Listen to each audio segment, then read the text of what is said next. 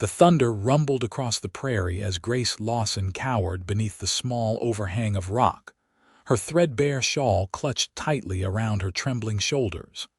Blood trickled from her split lip, mixing with the rain that washed down her face. She had run far, so very far, but still she feared he would find her again. Oklahoma Territory, 1889, a place where a woman alone was as vulnerable as a newborn calf in wolf country. Grace shivered as the storm intensified. 2 days of running had left her exhausted, starving, and dangerously exposed to the elements. The settlement of Perry was still miles away, and with night falling, her chances of survival were growing slimmer by the minute. A flash of lightning illuminated the silhouette of a rider approaching through the downpour. Grace's heart seized with terror. Had James found her already? She pressed herself deeper into the shallow cave, praying to become invisible. The horse slowed to a stop, and a tall figure dismounted. "Hello," a deep voice called out, not James's voice. This one was different, lower, gentler. "Anyone there? Saw something move this way during that last flash."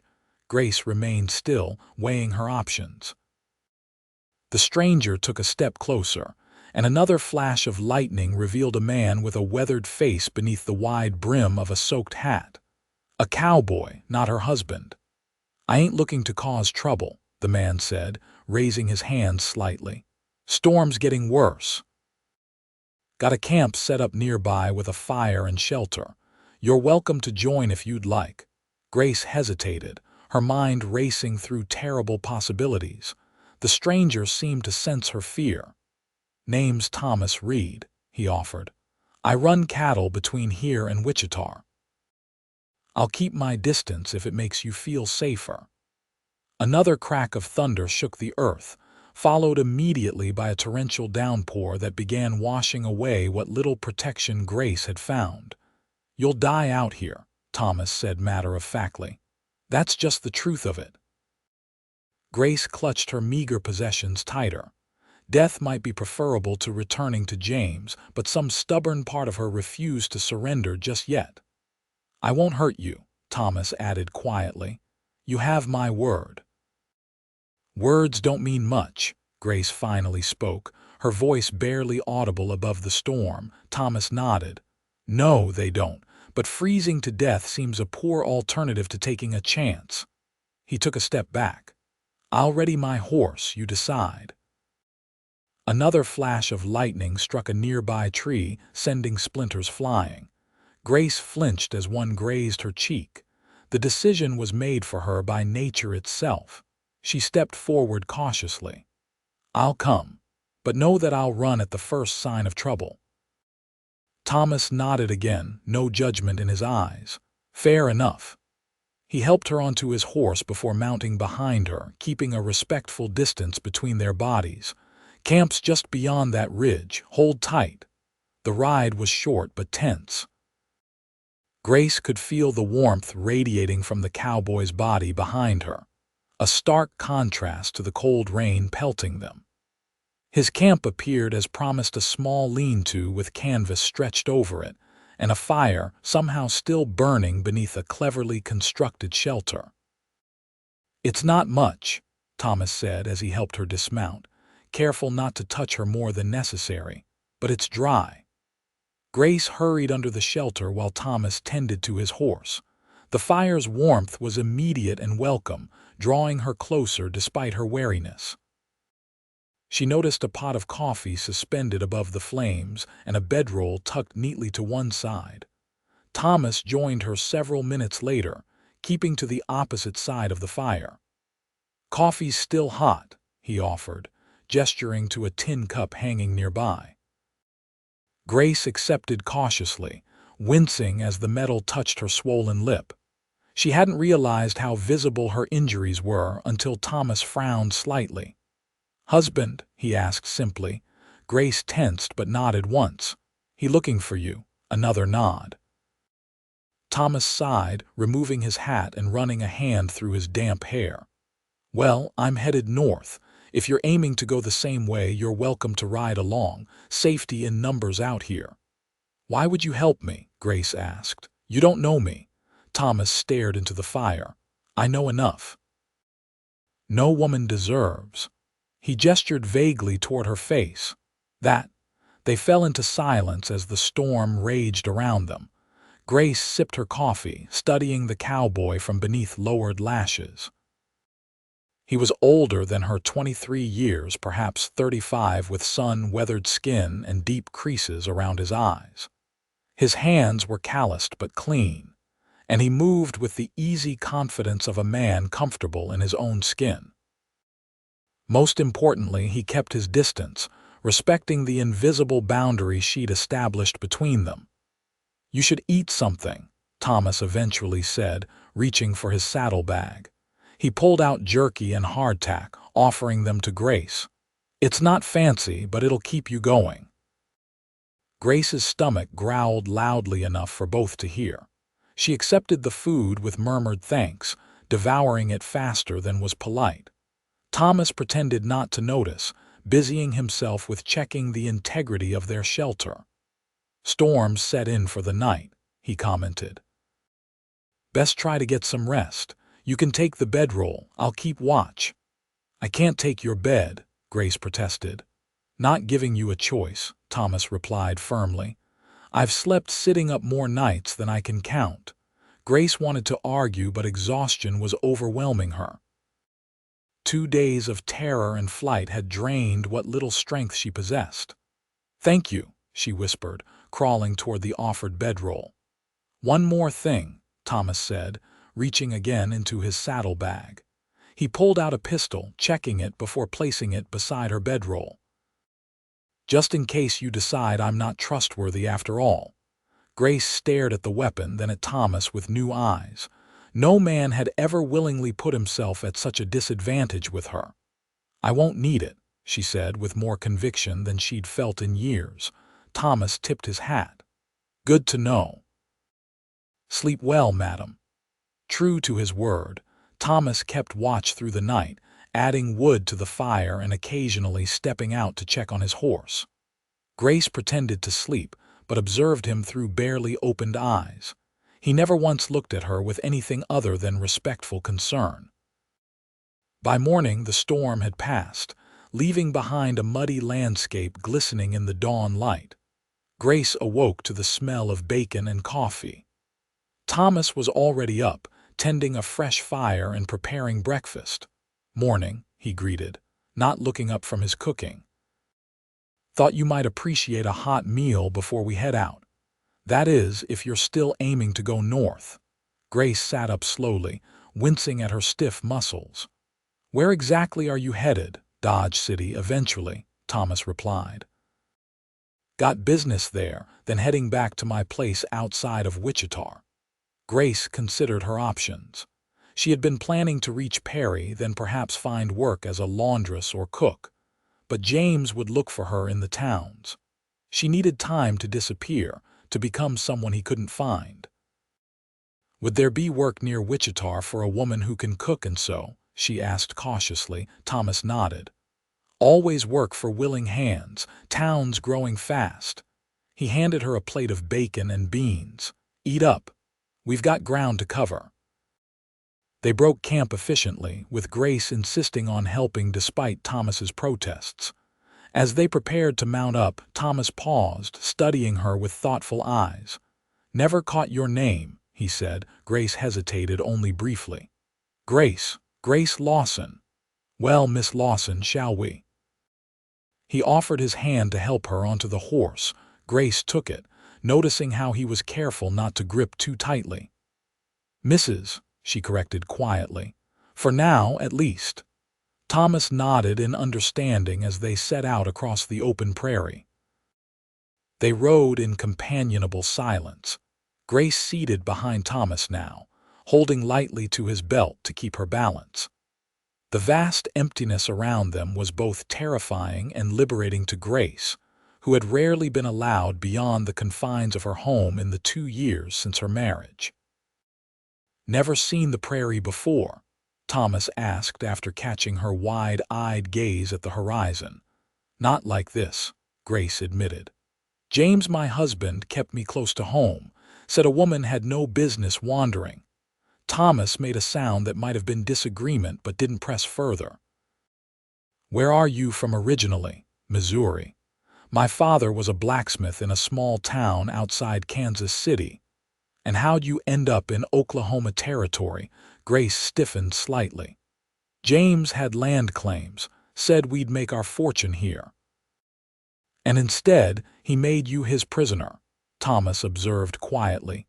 Grace didn't respond, but her silence was confirmation enough. They continued riding, stopping occasionally to rest the horse and stretch their legs. Thomas maintained a respectful distance, never touching Grace unless it was necessary to help her mount or dismount. By late afternoon, they reached a small creek where Thomas suggested they make camp for the night. Horse needs rest, and so do we, he explained, dismounting smoothly. Should be safe enough here. Grace helped gather wood for the fire while Thomas tended to his horse and set up their shelter. The easy routine they fell into felt oddly domestic, despite being essentially strangers. As night fell, they sat beside the fire, eating the rabbits Thomas had managed to shoot during their journey. You never asked why, Grace said suddenly, breaking their comfortable silence. Thomas looked up from his plate. Why what? Why I left. What he did to me. Most people would be curious. Thomas set down his plate and gazed steadily at her across the fire. Figured that was your business to share or keep. And honestly, the why doesn't much matter. No man has the right to mistreat his wife, no matter the reason he might claim. He wasn't always cruel, Grace found herself saying, the words spilling out before she could stop them. When we first married, he was kind, even gentle. But then the crops failed and the drinking started and… She touched her split lip unconsciously. This time was the worst. I thought he might kill me, so I ran while he was passed out. Thomas's expression darkened, but his voice remained calm. You did what you had to do, no shame in that. I'm afraid all the time, Grace admitted in a whisper. Afraid he'll find me, afraid of being alone. Afraid of trusting anyone ever again. Fear's a natural thing out here, Thomas replied. Keeps you alive, but it can also keep you from living. Grace stared into the fire, lost in memories. I don't know if I remember how to live anymore. Thomas didn't respond immediately, giving her words the weight they deserved. Finally, he said, I lost my wife 5 years back. Fever took her quick. For a long while after, I just existed. Wasn't really living. Still working on remembering how myself. Grace looked up, surprised by his candor. I'm sorry about your wife. Thomas nodded in acknowledgement. Sarah was a fine woman, deserved better than dying young in a rough country. He poked at the fire with a stick. Suppose what I'm saying is, learning to live again takes time, and that's all right. They lapsed into silence again. But something had shifted between them, a small bridge of understanding forming across the chasm of their separate griefs. The next morning dawned clear and cool. They continued their journey north, making good time across the open territory. Thomas occasionally pointed out landmarks or shared stories about the land they traversed, his deep voice a comforting presence in the vast emptiness. On the third day, they encountered another rider, a gruff-looking man who eyed Grace with too much interest. Thomas subtly positioned his horse to block the man's view of her. Heading north, the stranger asked. Dodge, Thomas replied curtly. Seen a woman traveling alone, dark hair about this tall, the man gestured. Husband's looking for her, offering a reward. Grace felt her blood freeze in her veins. Thomas's posture didn't change, but she felt him tense slightly. Haven't seen anyone matching that description, Thomas answered evenly. Been traveling with my sister here for near a week now, visiting family in Dodge. The man's eyes narrowed slightly as he studied Grace, who kept her head down, heart pounding wildly. Huh. Well, if you do see her, name's James Lawson. He'll pay good money to get his property back. Property, is it? Thomas's voice held a dangerous edge now. Must be valuable. Women always are, the man chuckled, oblivious to Thomas's growing tension. Anyways, safe travels. As the rider departed, Grace released a breath she hadn't realized she'd been holding. He's hired men to find me, she whispered, horrified. Then we need to move faster, Thomas replied grimly. And change our route. We'll head northwest for a spell, avoid the main trails. They rode hard for the rest of the day, only stopping when necessary. When they finally made camp in a protected ravine, Grace's hands were shaking so badly she could barely help with the fire. He won't stop, she said, her voice hollow. Not until he finds me, or until I'm dead. Thomas finished securing the horse before joining her by the small fire. We'll reach Dodge City in 3 days if we push hard. I know people there who can help get you farther north if needed. Why are you doing this? Grace asked, her eyes searching his face in the firelight. You could have turned me in just now, claimed the reward. Thomas's expression hardened. I'm not in the business of returning people to those who hurt them. He hesitated before adding, My mother ran from my father when I was a boy. Man nearly beat her to death more than once. A stranger helped us escape, gave us shelter until we could stand on our own. I'm just passing on the favor. Grace's throat tightened with emotion. I don't know how I'll ever repay you. Not looking for payment, just doing what's right. They ate a simple meal in silence, both lost in thought. As they prepared to sleep, Thomas once again insisting Grace take the bedroll while he kept watch, she finally voiced the fear that had been growing since their encounter with the stranger. I'm afraid I'll never be free of him, she whispered. Even if I get away, I'll always be looking over my shoulder. Thomas considered this, his face solemn in the dying firelight. There are ways to disappear, legal ways even. Divorce isn't common, but it exists. Divorce. Grace had barely dared think the word, let alone say it aloud. The shame alone would, shame, Thomas interrupted, his voice gentle but firm. What's shameful is a man who beats his wife, not the woman who leaves him to save her life. Grace had no response to this simple truth. She stared at the stars visible through the branches above them, considering possibilities she'd never allowed herself to contemplate before. Get some rest, Thomas said after a while. Morning comes early.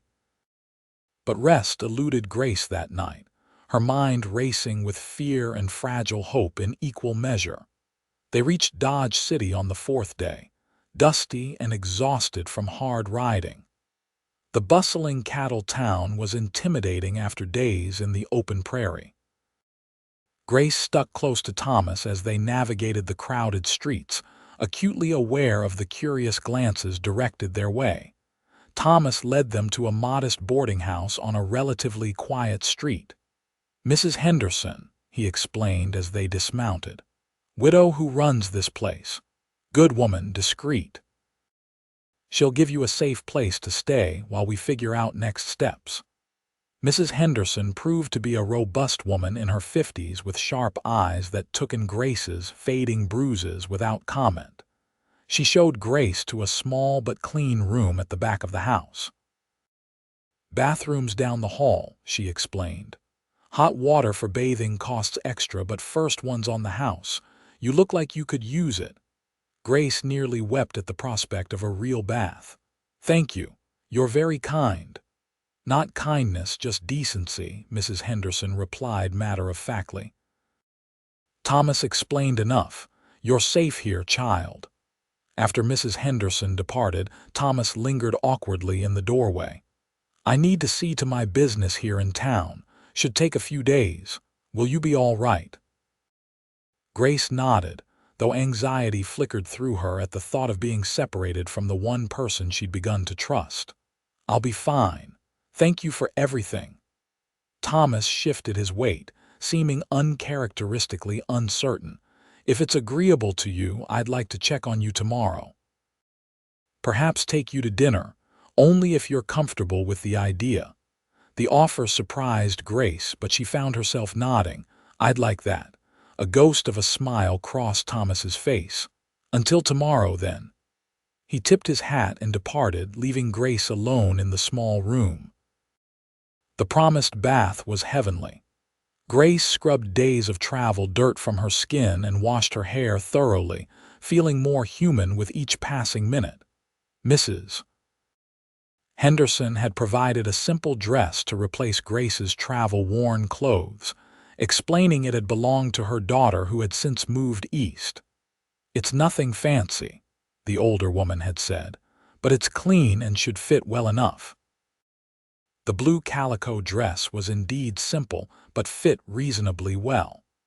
Grace studied her reflection in the small mirror hanging on the wall, barely recognizing the woman staring back at her. The bruises on her face were fading to yellowish green, and her split lip had nearly healed. Still, she saw fear in her own eyes, a wariness that hadn't been there before James. That evening, she ventured downstairs for dinner with the other boarders, a mixed group of travelers and semi-permanent residents. Mrs. Henderson made introductions without elaborating on Grace's circumstances, for which she was profoundly grateful. "Mrs. Lawson is staying with us for a while," was all the explanation offered. Grace picked at her food, still uncomfortable in the presence of strangers, particularly the male boarders. One gentleman, a cattle buyer named Mr. Peterson, was especially solicitous, pulling out her chair and engaging her in conversation despite her monosyllabic responses. "You must join us for the social at the church this Sunday," he insisted. "Whole town turns out, best way to meet folks." "Thank you, but I don't think," Grace began. "She's just arrived and needs rest," Mrs. Henderson interrupted smoothly. "Perhaps another time." Grace shot the older woman a grateful glance. After dinner, Mrs. Henderson invited her to sit in the parlor, offering tea and companionship without demands. "Thomas Reed is a good man," Mrs. Henderson commented after they had sat in comfortable silence for some time. "Known him near 10 years now. Lost his wife to typhoid back in '84, hit him hard." Grace nodded, uncertain how to respond. "Not many men would risk helping a woman in your situation," Mrs. Henderson continued. "Speaks well of his character." "Yes," Grace agreed softly. "I owe him a great deal." "You don't owe any man anything," Mrs. Henderson corrected firmly. "Remember that. Now tell me what skills you have. If you're staying in Dodge, you'll need work." The practical question was a relief after days of uncertainty. "I can cook fairly well. I'm a decent seamstress. I've kept house since I was 14 when my mother passed." Mrs. Henderson nodded approvingly. "Milliner's shop on Front Street is looking for help, and the hotel needs housekeeping staff. Neither pays particularly well, but it's honest work." "I'm not afraid of hard work," Grace said. "No, I don't imagine you are." Mrs. Henderson studied her thoughtfully. "What about your husband? Will he come looking?" Grace's hands trembled slightly as she set down her teacup. "Yes, he's already sent men searching for me." Mrs. Henderson's expression hardened. "Then we'll need to be careful. Dodge has a marshal now, not like the wild days. Law here would protect you, especially with visible proof of mistreatment." "I don't want trouble," Grace whispered. "I just want to disappear." "Disappearing takes money, dear, and papers. Both can be arranged given time." The older woman patted her hand. "One step at a time. First, rest. Tomorrow we'll discuss your options further." That night, Grace slept in a real bed for the first time in nearly a week. Yet her dreams were troubled visions of James finding her, dragging her back to their homestead, his hands around her throat as she struggled to breathe. She woke gasping in the pre-dawn light, sheets tangled around her limbs like restraints. She dressed carefully the next morning, borrowing a shawl from Mrs. Henderson to cover the worst of the fading bruises on her arms. Thomas had promised to come by, and despite her lingering wariness, she found herself looking forward to seeing him again. He arrived promptly at noon, looking different in town clothes, still rugged but somehow more polished, his hair neatly trimmed and his jaw freshly shaven. He removed his hat when she entered the parlor, a gesture of respect that still surprised her after years of James's contempt. "You look well," he said, his eyes taking in her borrowed dress and carefully arranged hair. "As do you," Grace replied, feeling oddly shy. "How is your business progressing?" "Well enough. Cattle prices are holding steady." He shifted slightly. "I thought perhaps we might walk to the cafe for lunch, unless you'd prefer to stay here." The thought of venturing into town made Grace nervous, but she steeled herself. A walk would be nice. "I've been inside too long." Thomas offered his arm but didn't seem offended when she walked beside him without taking it. The streets of Dodge were busy with noon traffic, cowboys, businessmen, and ladies going about their affairs. Grace kept her eyes lowered, acutely aware of curious glances. The cafe was small but clean, with checkered tablecloths and vases of wildflowers on each table. Thomas chose a table in the corner, positioning himself so that Grace could sit with her back to the wall, giving her full view of the entrance. It was a small consideration that spoke volumes about his understanding of her fear. They ordered roast beef sandwiches and coffee, and fell into an awkward silence that hadn't existed during their journey.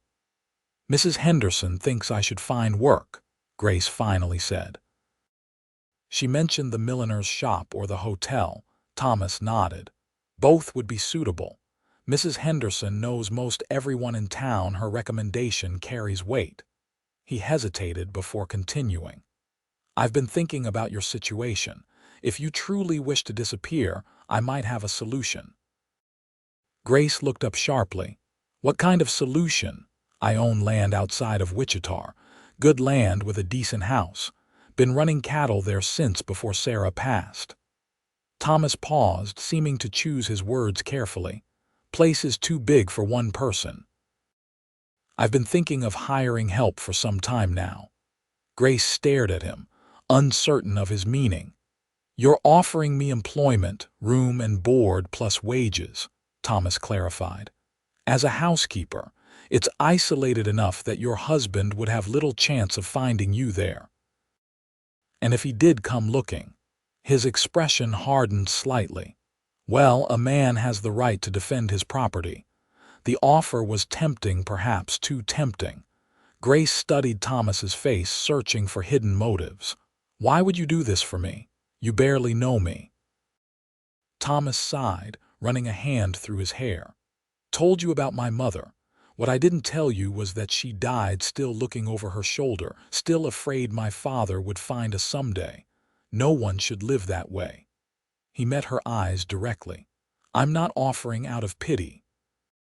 Place needs keeping and you need somewhere safe. Seems a fair arrangement to me."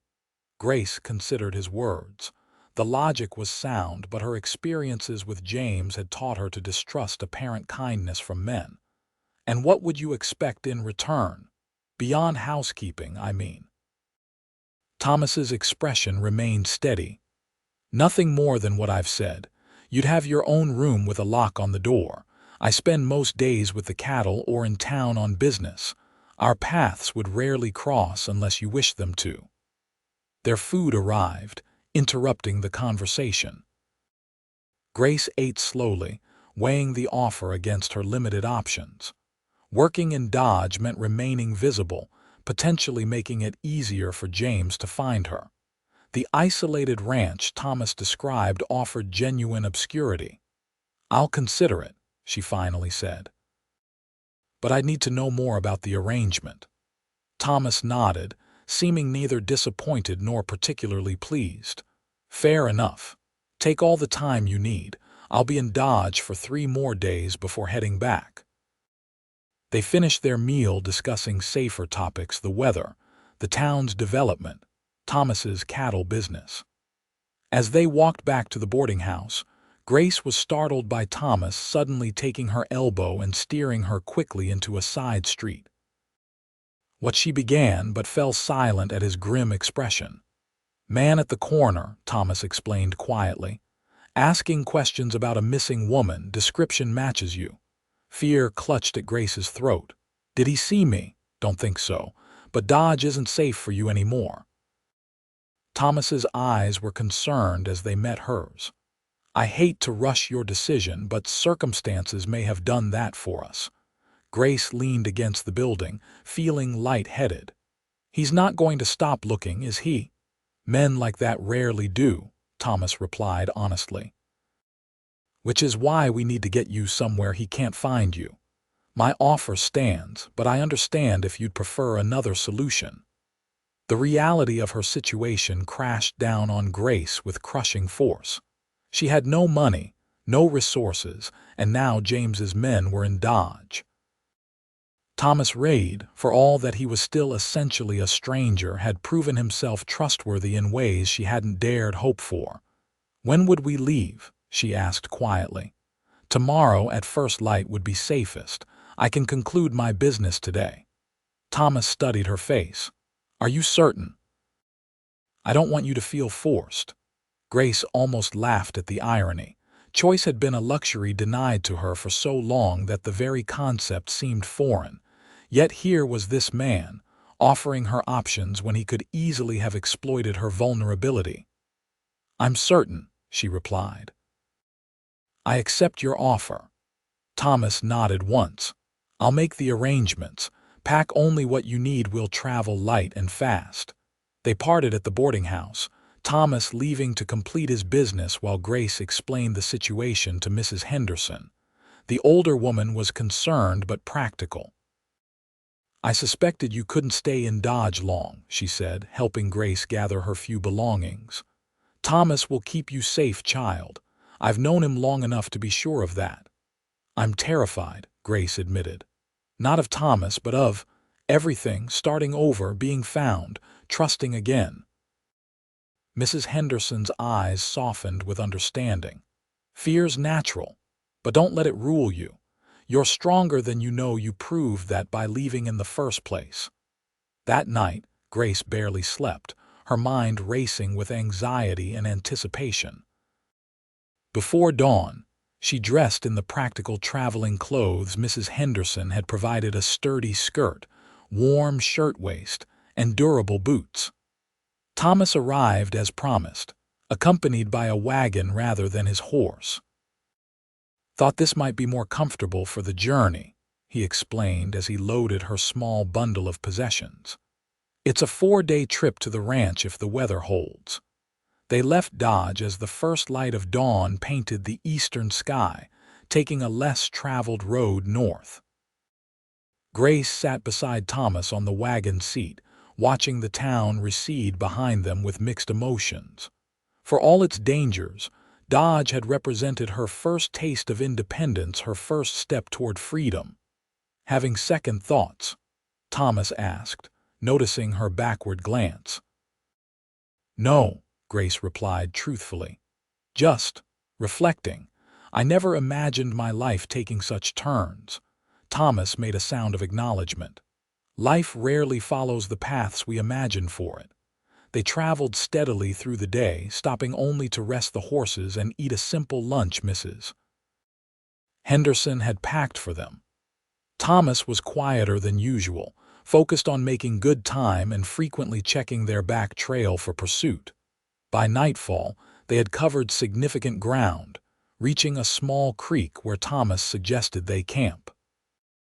He efficiently set up their shelter, built a fire, and prepared a simple dinner, all while maintaining the respectful distance he'd established during their first journey together. As they sat beside the fire eating their meal, Grace finally broke the companionable silence. "Tell me about your ranch.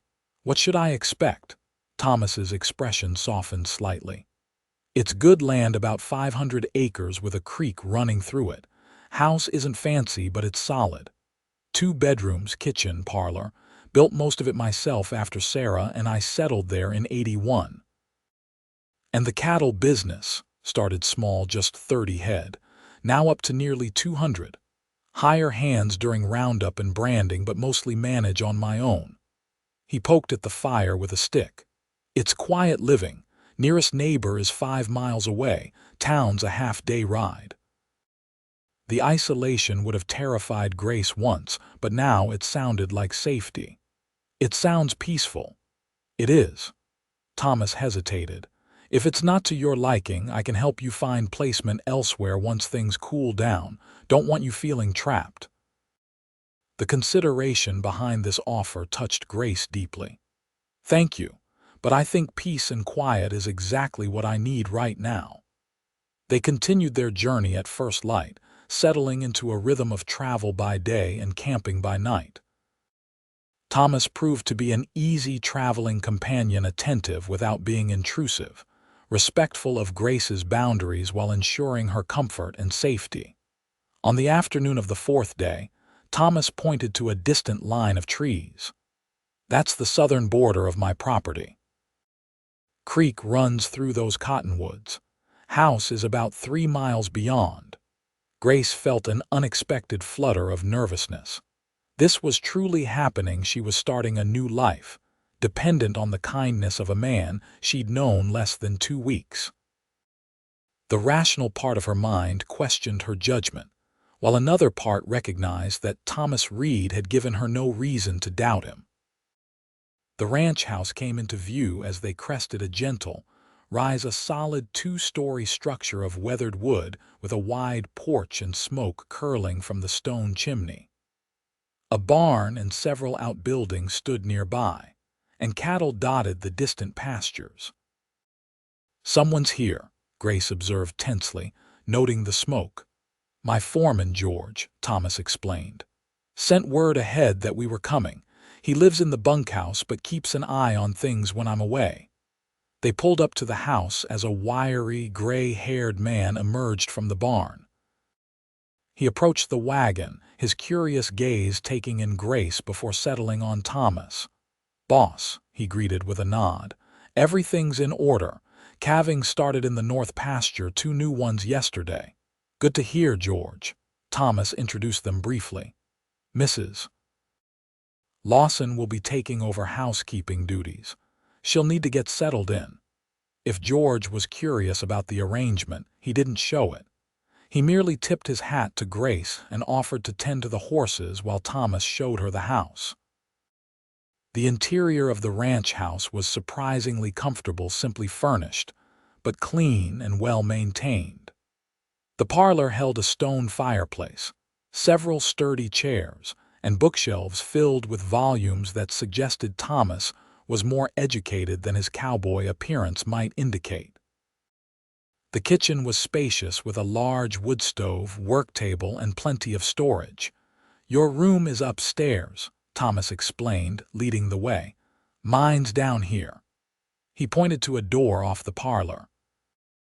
The bedroom he showed her was large and airy, with a comfortable-looking bed, dresser, washstand, and a small desk beneath the window. Most surprising was the bookshelf containing several novels. Sarah loved to read, Thomas explained, noticing Grace's interest in the books. These were hers. You're welcome to them. It's lovely, Grace said sincerely. Far nicer than I expected. It's nothing fancy, Thomas replied with a shrug, but it's home. Should have everything you need, but if not, just say so. He shifted awkwardly. I'll let you get settled. Supper in about an hour. After he left, Grace sat on the edge of the bed, overwhelmed by the events of the past 2 weeks. From the terror of fleeing James to the unexpected sanctuary of this remote ranch, her life had transformed completely. For the first time since her wedding day, she felt something like hope stirring in her chest. She unpacked her meager belongings, washed up, and changed into her cleanest dress before heading downstairs. The smell of cooking guided her to the kitchen, where Thomas was tending to something on the stove. You cook, she asked, surprised. Thomas glanced up with a slight smile. Had to learn after Sarah passed. Not particularly good at it, but I haven't starved yet. He nodded toward the stove. Just stew and biscuits tonight. Hope that's all right.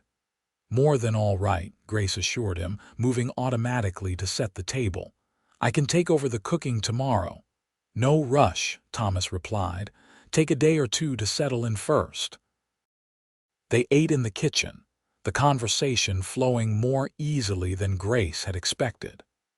Thomas explained the rhythms of ranch life, the early mornings, the seasonal work of branding and roundup, the quiet winter months when snow sometimes isolated the property for weeks at a time. I should warn you that things get busy in the spring, he said. Calving season means odd hours, and I'll often be out with the herd. George helps, but we're short-handed most of the time. I don't mind being alone, Grace assured him. After being under James's constant supervision, solitude sounds like a luxury. Thomas nodded in understanding. Well, you'll have plenty of that here, though I should mention that the Hansons' nearest neighbors will likely visit once they hear I've returned. Martha Hanson is a friendly sort, always checking in. The mention of neighbors, particularly female ones, eased another of Grace's concerns. While she trusted Thomas more than she'd expected to, the idea of having other women nearby was comforting. After dinner, Thomas showed her around the rest of the house, explaining where everything was kept and what needed daily attention. I've been managing, but a woman's touch would certainly improve things, he admitted. The house has been just a place to sleep since Sarah died. Never quite felt like a home again. The sadness in his voice stirred something in Grace's heart. This man had suffered his own losses, his own grief. Perhaps that's why he had recognized her so easily. I'll do my best, she promised. Though I should warn you, James never thought much of my housekeeping skills. Thomas's expression darkened briefly. I suspect James wasn't a fair judge of much. He cleared his throat. Anyway, the house is yours to manage as you see fit. I'm easy to please. That night, Grace slept better than she had in years, despite the unfamiliar surroundings. The bed was comfortable, the house quiet except for the occasional creak of settling wood, and most importantly, she felt safe for the first time since her marriage began. The next few days established a routine. Grace took over the cooking and housekeeping, finding satisfaction in bringing order to rooms that had clearly been maintained by a bachelor's minimal standards. Thomas was gone most days from dawn until dusk, busy with the spring calving and other ranch work. When he returned in the evenings, they would share dinner, Thomas always thanking her sincerely for the meal before retiring to his chair by the fire to review his ranch ledgers or raid. It was a peaceful existence, so different from the tension-filled atmosphere of Grace's married life that she sometimes felt as though she were living in a dream. Thomas was unfailingly polite and considerate, never raising his voice or making demands. He seemed to genuinely appreciate her contributions to the household, commenting favorably on the improvements she made and ensuring she had whatever supplies she needed. A week into her stay, the promised visit from the neighbors occurred. Grace was kneading bread dough when she heard the sound of an approaching wagon. Her heart raced with momentary fear until Thomas called from outside, "Grace, the Hansons are here." Martha Hanson proved to be a cheerful woman in her 40s with a round face and practical manner. Her husband, John, was quieter but pleasant, shaking Grace's hand firmly before excusing himself to discuss cattle matters with Thomas. "So you're Thomas's new housekeeper," Martha said once they were alone in the kitchen. Her tone was friendly, but her eyes were sharp with curiosity. "How are you finding ranch life?" "It's peaceful," Grace replied carefully. "Mr. Reed has been very kind." Martha nodded, studying Grace's face. Thomas mentioned you had some trouble, said we shouldn't ask too many questions. Grace tensed slightly. Did he explain my situation? Only that you needed safe employment away from certain difficulties, Martha replied. Thomas isn't one for gossip, but I want you to know that if you ever need help, women's help, if you understand my meaning, our door is always open. The genuine concern in Martha's voice brought unexpected tears to Grace's eyes. Thank you. That means a great deal. Martha patted her hand. We look after our own out here, too far from town and law to do otherwise. She smoothly changed the subject. Now, I've brought you some seedlings for a kitchen garden. Nothing fancy, but fresh vegetables make all the difference come summer. By the time the Hansons departed late that afternoon, Grace had received not only gardening advice but an open invitation to visit anytime and the promise of regular social calls. Gets lonely out here, Martha had explained. Especially for women. We need to stick together. That evening, as Grace served the dinner she had prepared with extra care, roast chicken with vegetables and fresh bread, she found herself relaxing into conversation with Thomas more easily than before. Martha Hanson is quite a character, she observed with a smile. Thomas chuckled. That she is. Heart of gold, though. She brought food for weeks after Sarah passed, made sure I was eating properly. She mentioned that you told them I had difficulties but didn't elaborate. Thomas set down his fork. I hope that was all right. Figured your story was yours to tell or not, as you choose. It was considerate of you, Grace assured him. Most men would have. Most men aren't worth much then, Thomas replied simply. Your past is your business. Grace studied him in the lamplight, this puzzling man who defied her expectations at every turn. You're not like any man I've known, Thomas read. A faint blush colored his weathered cheeks. Don't know about that. Just try to live decent is all. They ate in companionable silence for a time before Thomas spoke again. Meant to tell you riding to the North Range tomorrow. Be gone overnight probably. You'll be all right here alone. Of course, Grace replied, though the prospect of being completely alone on the ranch made her slightly nervous. Will George be nearby? He'll be around, staying in the bunkhouse as usual. Thomas hesitated. There's a pistol in my desk drawer if you need it, and the doors all lock sound. Grace appreciated his concern but was determined not to show fear. I'll be fine. Perhaps I'll start that garden Martha suggested. Thomas nodded.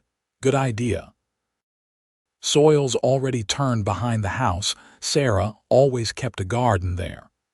The mention of his late wife still brought a softness to Thomas's voice that Grace found touching. He had loved Sarah deeply, that much was clear.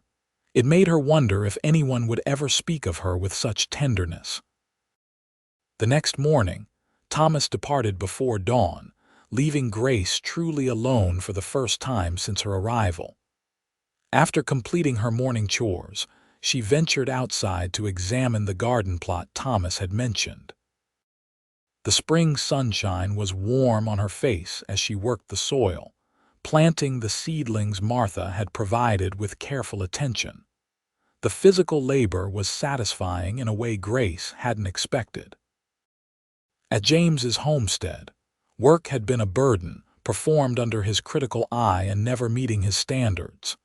Here, she could work at her own pace, taking pride in tasks completed well. She was so absorbed in her gardening that she didn't notice the rider approaching until he was nearly at the house. Grace froze, her hand tightening around the garden trowel as fear surged through her.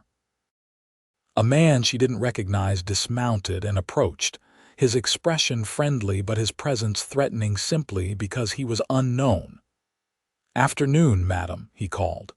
"Is Thomas around?" Grace stood slowly, trying to appear calm despite her racing heart.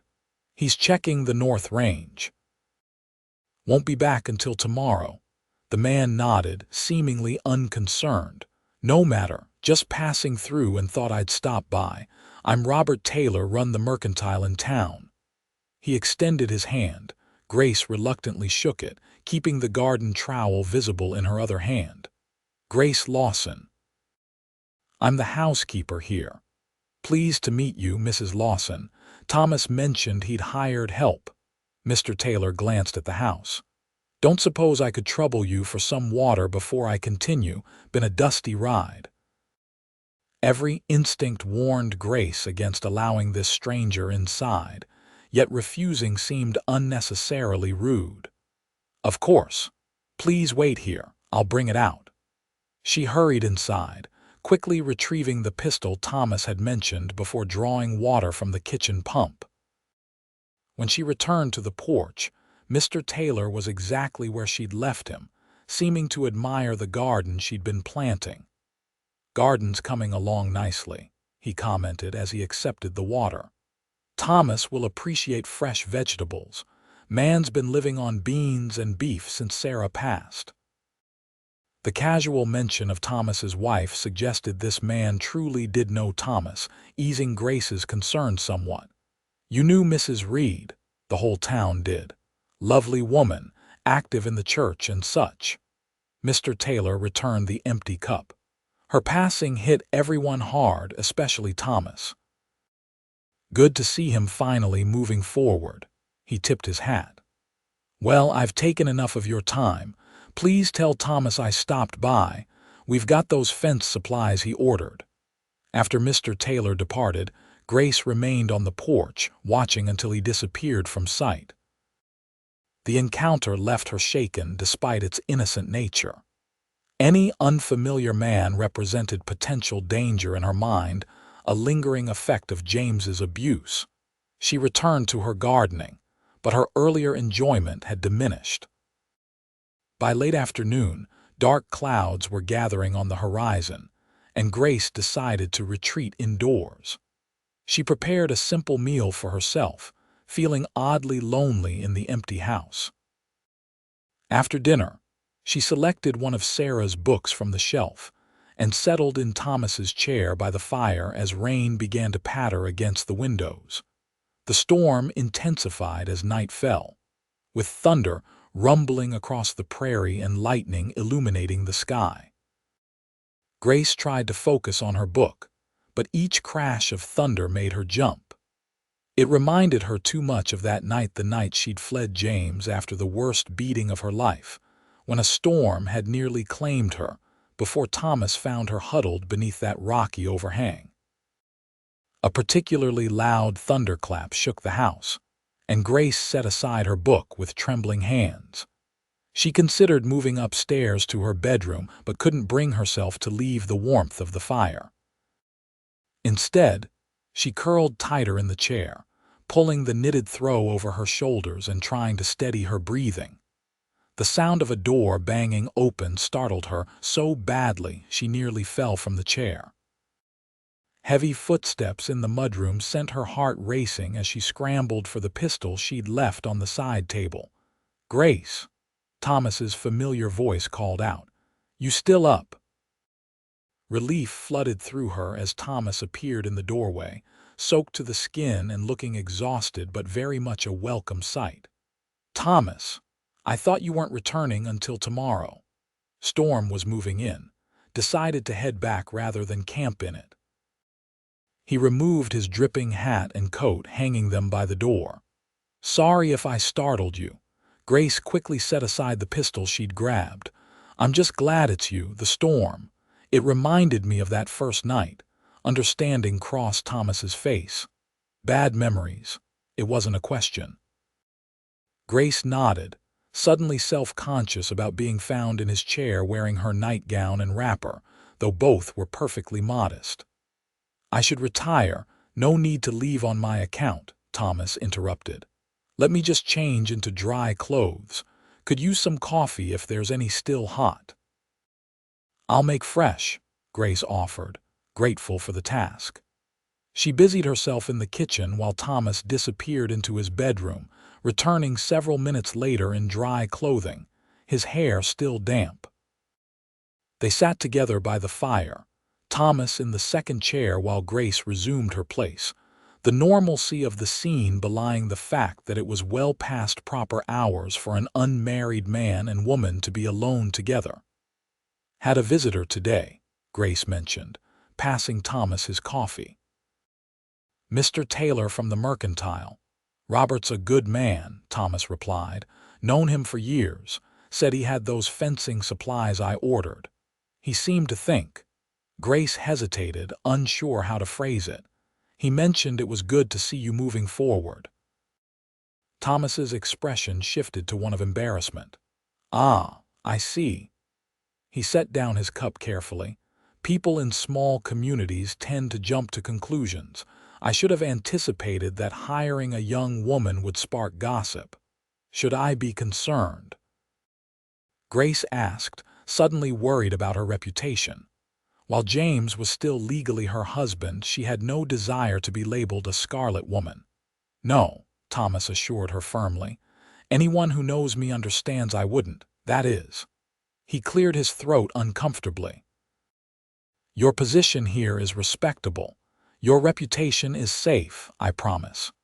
Grace believed him, though the notion that others might view their arrangement differently was troubling. "Perhaps I should be more careful about receiving male visitors when you're away." "Might be wise," Thomas agreed. "Though Robert's harmless enough." He studied her face in the firelight. "Were you frightened today? When he arrived," Grace considered lying but found she didn't want to. "Yes, any stranger makes me nervous now, especially men," Thomas nodded gravely. "Understandable. The fear will fade with time, though it may never disappear completely. My mother jumped at loud noises until the day she died." "How long did you live in fear of your father finding you?" Grace asked, the question emerging before she could reconsider. "Years," Thomas admitted. "He never did find us, but the possibility haunted my childhood. Mother remarried eventually, a kind shopkeeper who treated her well.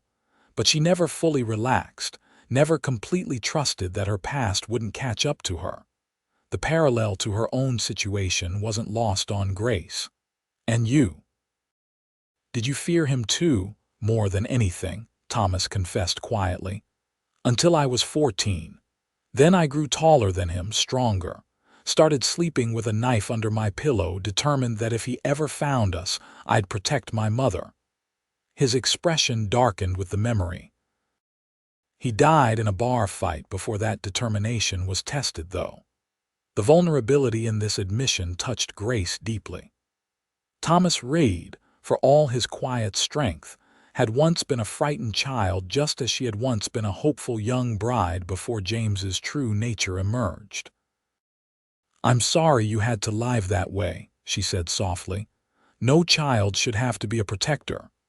"No woman should have to flee her husband," Thomas countered. "Yet here we are."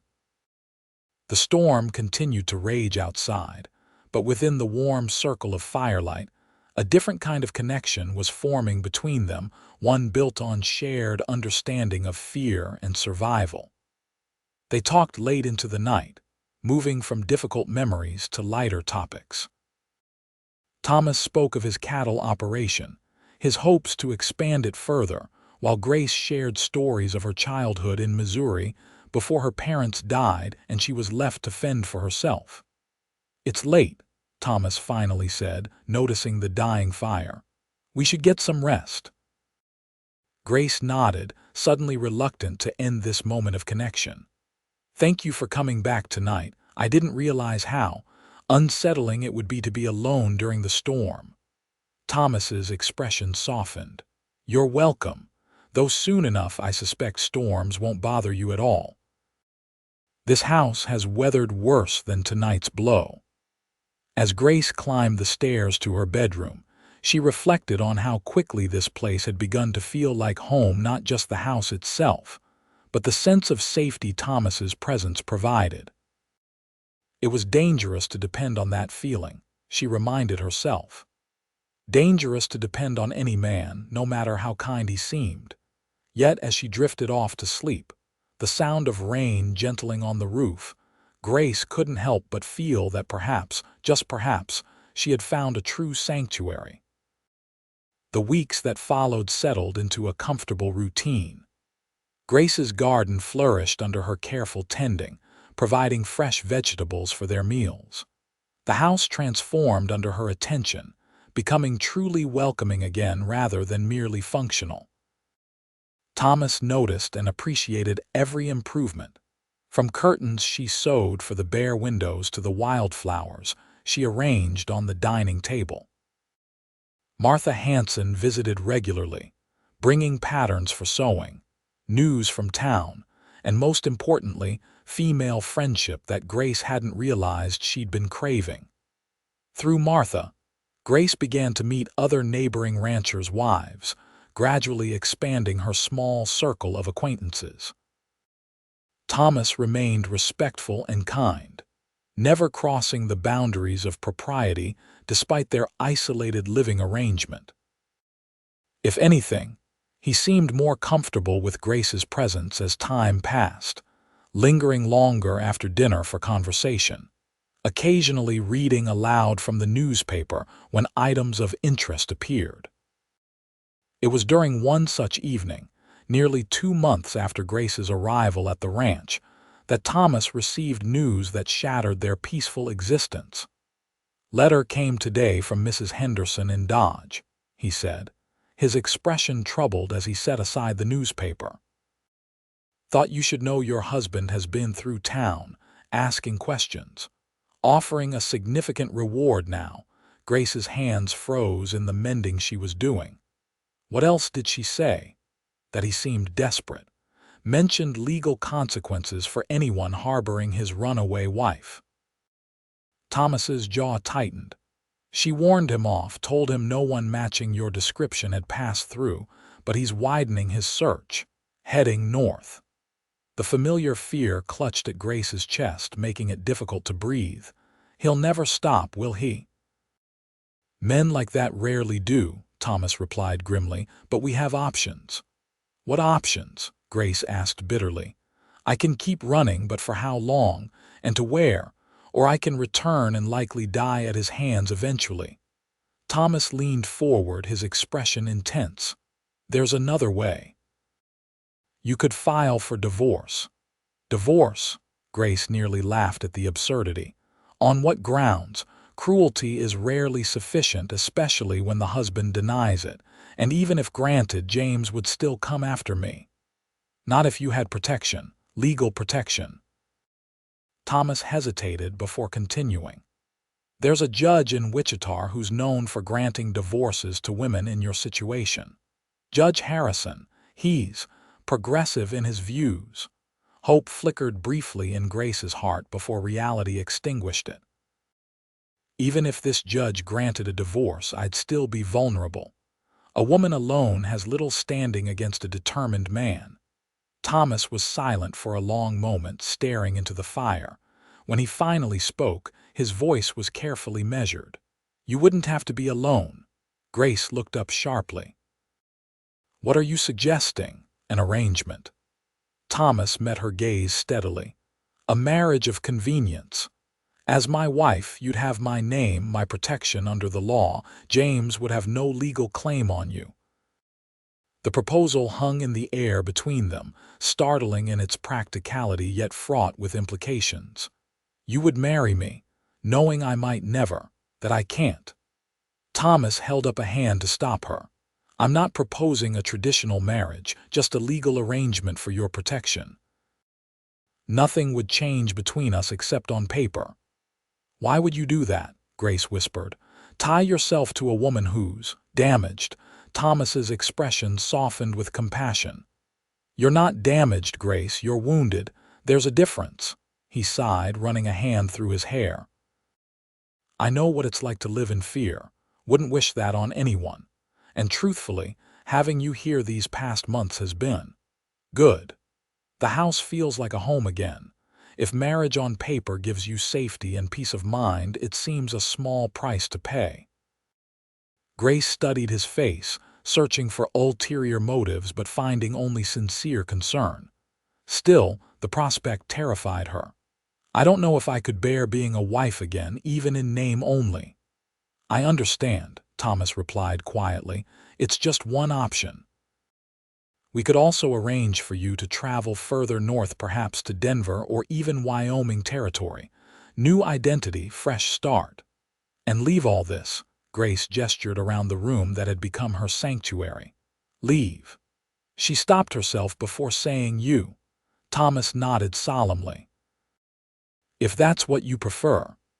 Your safety comes first. The conversation ended there, with Thomas excusing himself to check on a new calf while Grace remained by the fire, her thoughts in turmoil.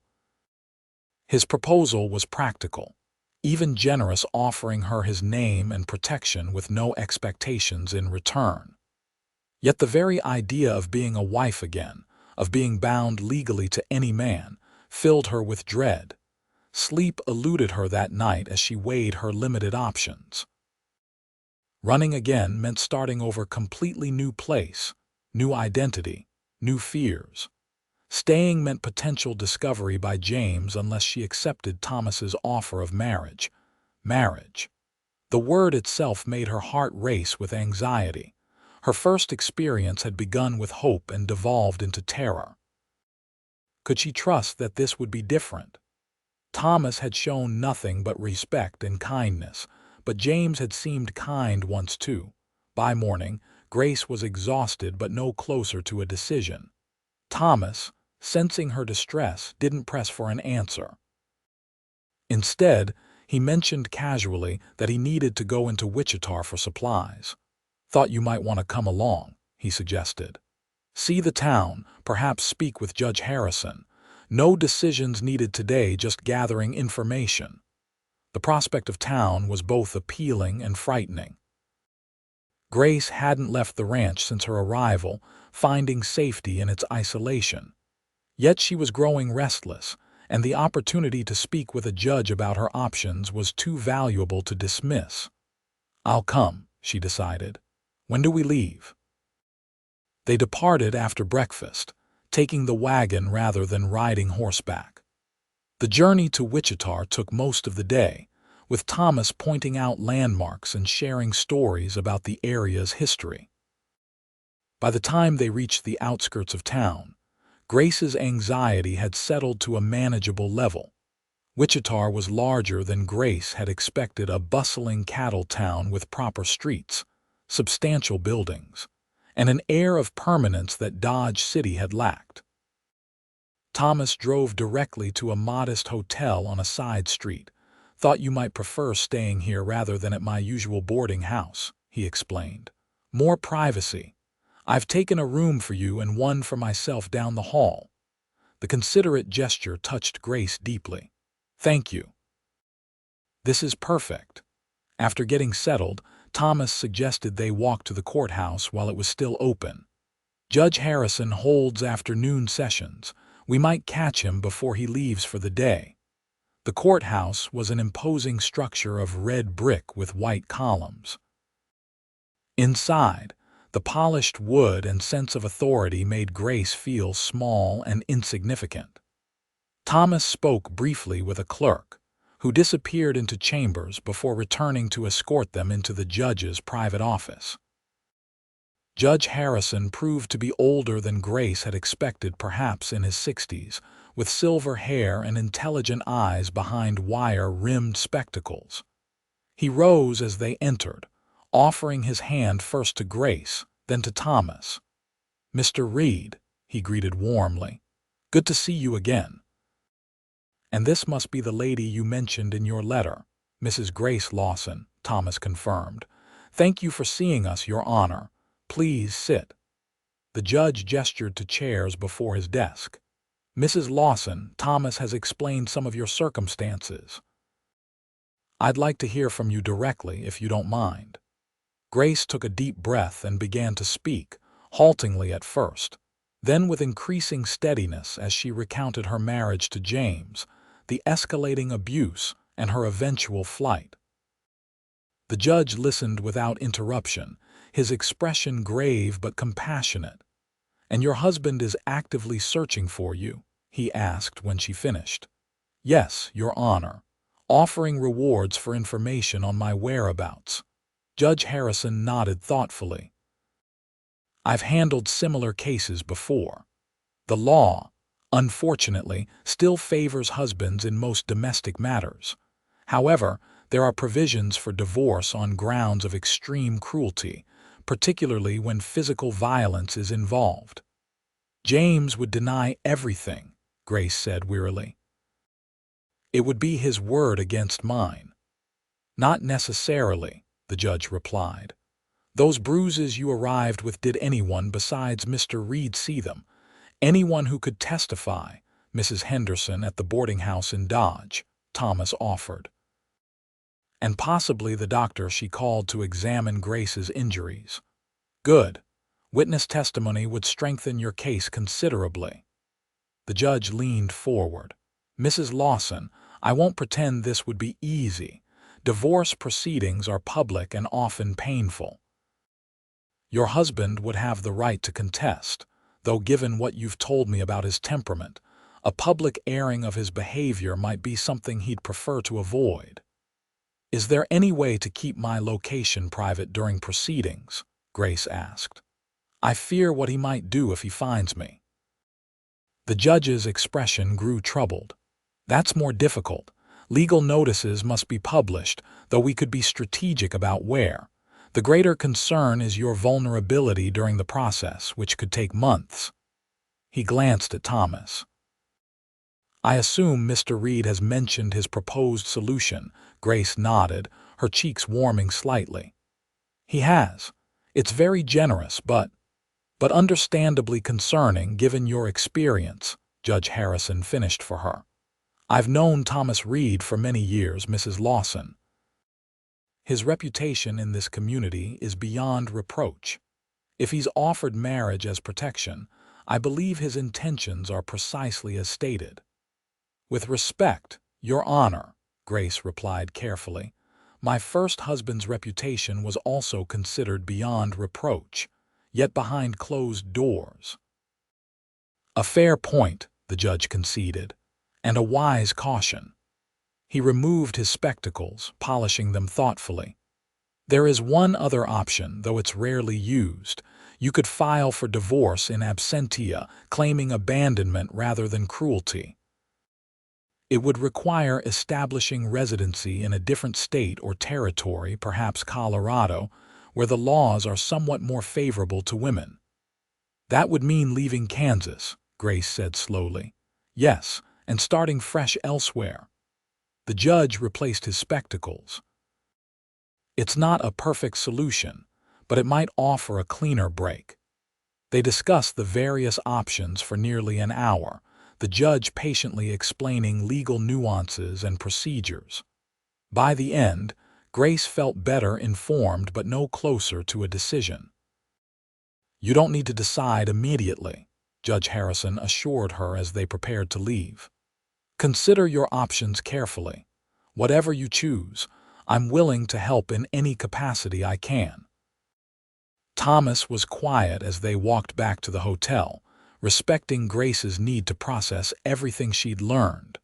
Only when they reached her door did he speak. Would you like to have dinner at the hotel restaurant, or would you prefer a tray in your room? The thoughtfulness of the question, offering her privacy if she needed it, was so typical of Thomas that Grace felt a sudden rush of gratitude for his constant consideration. Dinner downstairs would be nice, she decided, but I'd like some time to rest first. Of course. Shall we meet at 7? Alone in her room, Grace sat by the window overlooking the street below, watching people go about their evening business. Women in proper dresses walked arm in arm with their husbands. Children skipped alongside. Shopkeepers closed up for the day, all the normal rhythms of town life that had once been her own. Could she build such a life again? Find that normalcy that James had stolen from her? The prospect seemed both tantalizing and terrifying. When Thomas knocked precisely at 7, Grace had changed into her best dress, still simple but clean and well-fitting. He offered his arm with a slight bow, and after a moment's hesitation, she took it, feeling the solid strength beneath his jacket. The hotel restaurant was elegant by frontier standards, with tablecloths and proper china. Thomas ordered for both of them after consulting Grace's preferences, and a bottle of wine appeared that he insisted was a necessary extravagance for a night in town.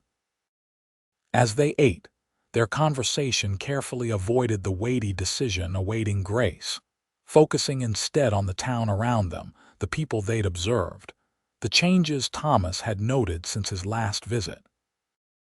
It was pleasant, normal in a way that made Grace's chest ache with longing for a life she'd never truly had. "Would you like to walk a bit before returning to the hotel?" Thomas suggested after their meal. "The main street is well lit and usually busy until late." The night air was refreshing after the restaurant's warmth. Grace walked beside Thomas, their steps falling naturally in sync as they strolled past shop windows and saloons. Music spilled from one establishment, lively piano and fiddle playing a tune that made Grace smile. "Do you dance, Mr. Reed?" she asked impulsively. Thomas looked surprised by the question. "Not in many years. Sarah loved dancing, but since she passed." He shrugged. "Not much occasion for it." "I loved dancing as a girl," Grace admitted. "My father would play fiddle at local gatherings. James forbade it after we married, said it was a modest for a wife to dance where other men could see." Thomas's expression darkened briefly. "Your husband seems to have forbidden many natural pleasures." "He did," Grace agreed quietly. "Sometimes I wonder if I even remember how to enjoy simple things anymore." They had paused outside a shop window displaying ladies' hats and ribbons. Thomas studied Grace's reflection in the glass. "You smiled yesterday when the new calf wobbled to its feet. And when you found those wild strawberries by the creek. Seems to me you're remembering just fine." The observation was so precise, so attentive to her small moments of joy, that Grace felt tears prick her eyes. "You notice a great deal, Thomas Reed." "Hard not to notice when the sun comes out after a long storm," he replied simply. The moment stretched between them, fragile and meaningful. Grace found herself studying Thomas's reflection, the strong lines of his face, the kindness in his eyes, the slight nervousness in his posture that revealed this conversation mattered to him. A raucous group exiting a nearby saloon broke the moment. Thomas gently steered Grace away from their path, his hand protective at her elbow but not possessive. They continued their walk in thoughtful silence before turning back toward the hotel. At her door, Thomas removed his hat, holding it respectfully before him. "Thank you for a pleasant evening, Grace. I've arranged for breakfast to be brought to your room in the morning whenever you're ready. Just ring for service." "You won't join me?" Grace asked, surprised by her own disappointment. "Need to see to some business early," Thomas explained. "Cattle contracts and such. Thought you might appreciate a leisurely morning." "That's very considerate, thank you." Grace hesitated, then added, "For everything, not just tonight, but all of it. Your kindness has meant more than I can express." Thomas's expression softened. "You deserve kindness, Grace. Never doubt that." He cleared his throat. "Well, good night then." "Good night, Thomas." Sleep came more easily than Grace had expected, the day's emotional exertions leaving her physically and mentally exhausted. She woke to sunlight streaming through her window and the promised breakfast tray waiting outside her door. As she ate, she found her thoughts remarkably clear, the confusion of the previous day settling into a tentative decision. Thomas returned mid-morning, knocking quietly at her door. "Good morning. Hope you slept well." "Better than expected," Grace admitted. "Have you concluded your business?" "Most of it." Thomas shifted slightly. "Thought you might want to visit some shops before we head back to the ranch. New dress materials, perhaps, or books." The suggestion was tempting, but Grace had more pressing matters on her mind. "Actually, I was hoping we might return to see Judge Harrison. I've been thinking about what he said. Thomas's expression remained neutral, giving nothing away about his own hopes. Of course, whatever you need. The judge received them promptly, his manner as courtly as the day before. "Have you reached a decision, Mrs. Lawson?" he asked once they were seated. Grace took a deep breath. "I have. I'd like to pursue divorce proceedings here in Kansas on grounds of cruelty." She glanced briefly at Thomas before continuing. "And I've decided to accept Mr. Reed's offer of marriage afterward, as protection during and after the proceedings." Thomas's sharp intake of breath was the only indication of his surprise. The judge nodded thoughtfully. "A practical choice," he observed, "though not without risk. Your husband could contest vigorously." "I understand," Grace replied. "But starting over completely alone, it would mean living in fear forever. At least this way there's a chance for a legal resolution." "Very well. We'll need to draft the appropriate documents. Affidavits from those who witnessed your condition will be essential." The judge made notes as he spoke. "And regarding the subsequent marriage, I could perform that ceremony myself, once the divorce is granted." The discussion turned to practical matters: legal fees, timelines, necessary documentation. Through it all, Thomas remained supportive but subdued, offering assistance where needed but never presuming to speak for Grace. Only when they left the courthouse did he finally ask the question that must have been foremost in his mind. "Are you certain about this, Grace? About the marriage, I mean. There's no obligation." Grace stopped walking, turning to face him directly. "I've thought about little else since you made the offer. It's a practical solution, as the judge said." "Practicality isn't the only consideration," Thomas replied seriously. "This would be a legal bond, even if only on paper. I don't want you entering into it out of desperation." "Not desperation," Grace corrected gently. "Gratitude, perhaps. Respect, certainly." She hesitated before adding, "and trust. I never thought I'd be able to trust a man again, but you've shown me that some men are worthy of it." Thomas's expression softened. "That means more than I can say." He cleared his throat. "For clarity's sake, I should state plainly what I'm offering. Marriage in name, giving you the protection of my name and home. No expectations beyond what we already share. You'd have your own room, your own privacy. And if someday I wanted more?"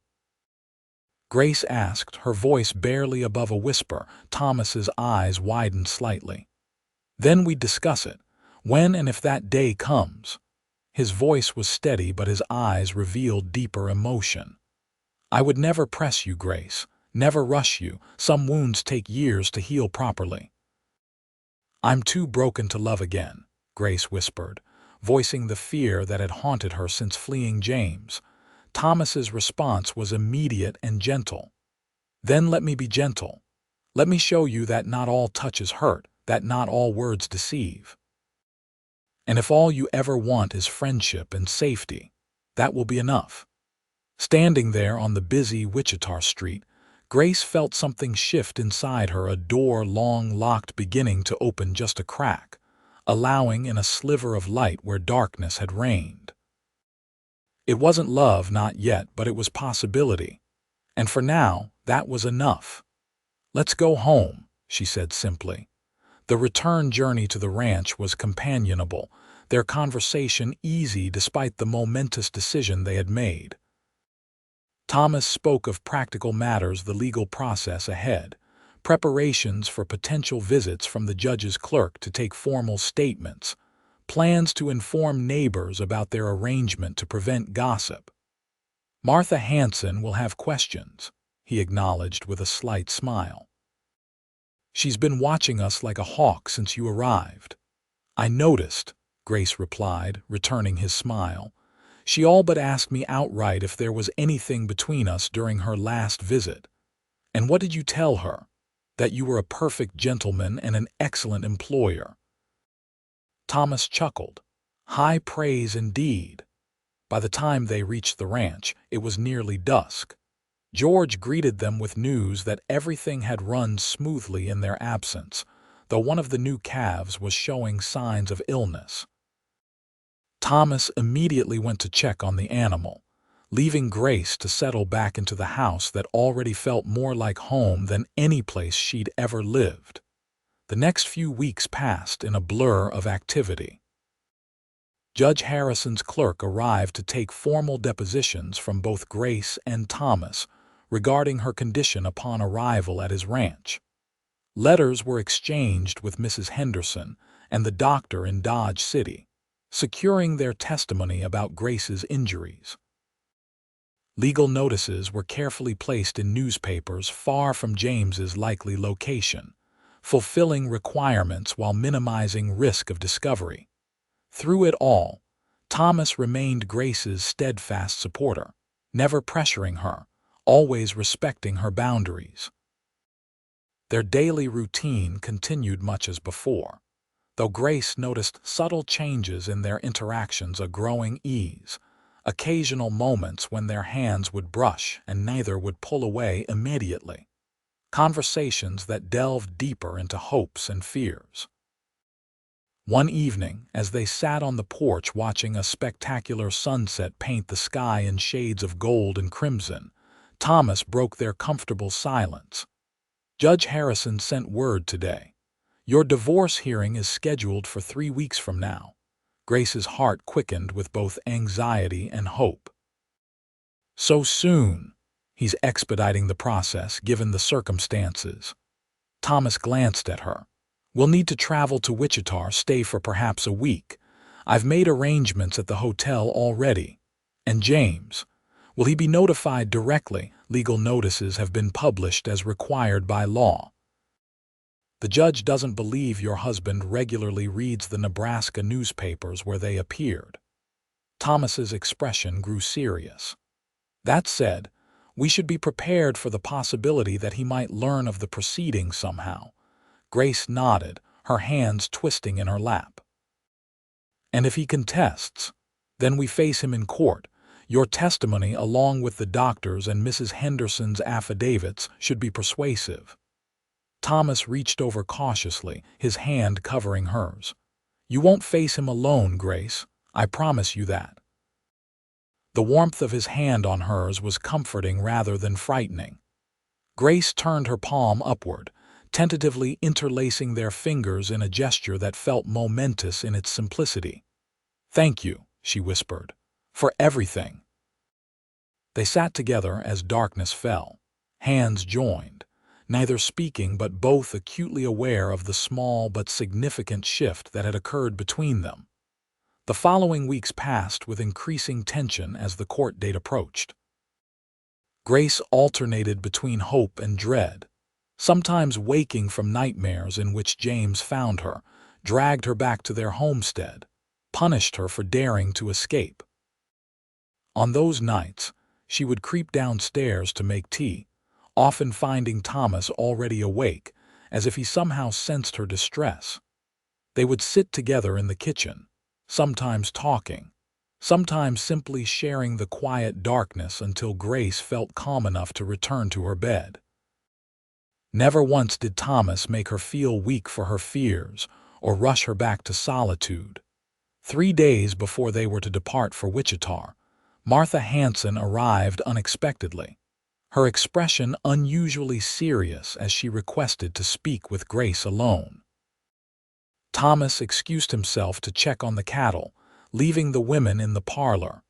"Forgive the intrusion," Martha began once Thomas was out of earshot, "but I felt you needed to know immediately. A man was asking questions in town yesterday, questions about Thomas, and whether he had a woman living at his ranch." Grace felt the blood drain from her face. "What sort of man?" "Dark-haired, well-dressed but rough-mannered. Called himself James Lawson." Martha's eyes were kind but concerned. "I recognize the name from things you've said. When the storekeeper mentioned Thomas had hired a housekeeper some months back, this man became intensely interested." Grace's hands began to shake. "Did he say where he was staying, or where he was headed next?" He took a room at the hotel in town, said he had business with Thomas Reid. Martha reached for Grace's trembling hands. John rode out to alert the marshal as soon as we heard. There's a deputy watching the hotel, but, well, I thought you should be warned. Thank you, Grace managed, her throat tight with fear. You're a good friend. We take care of our own out here, Martha replied firmly.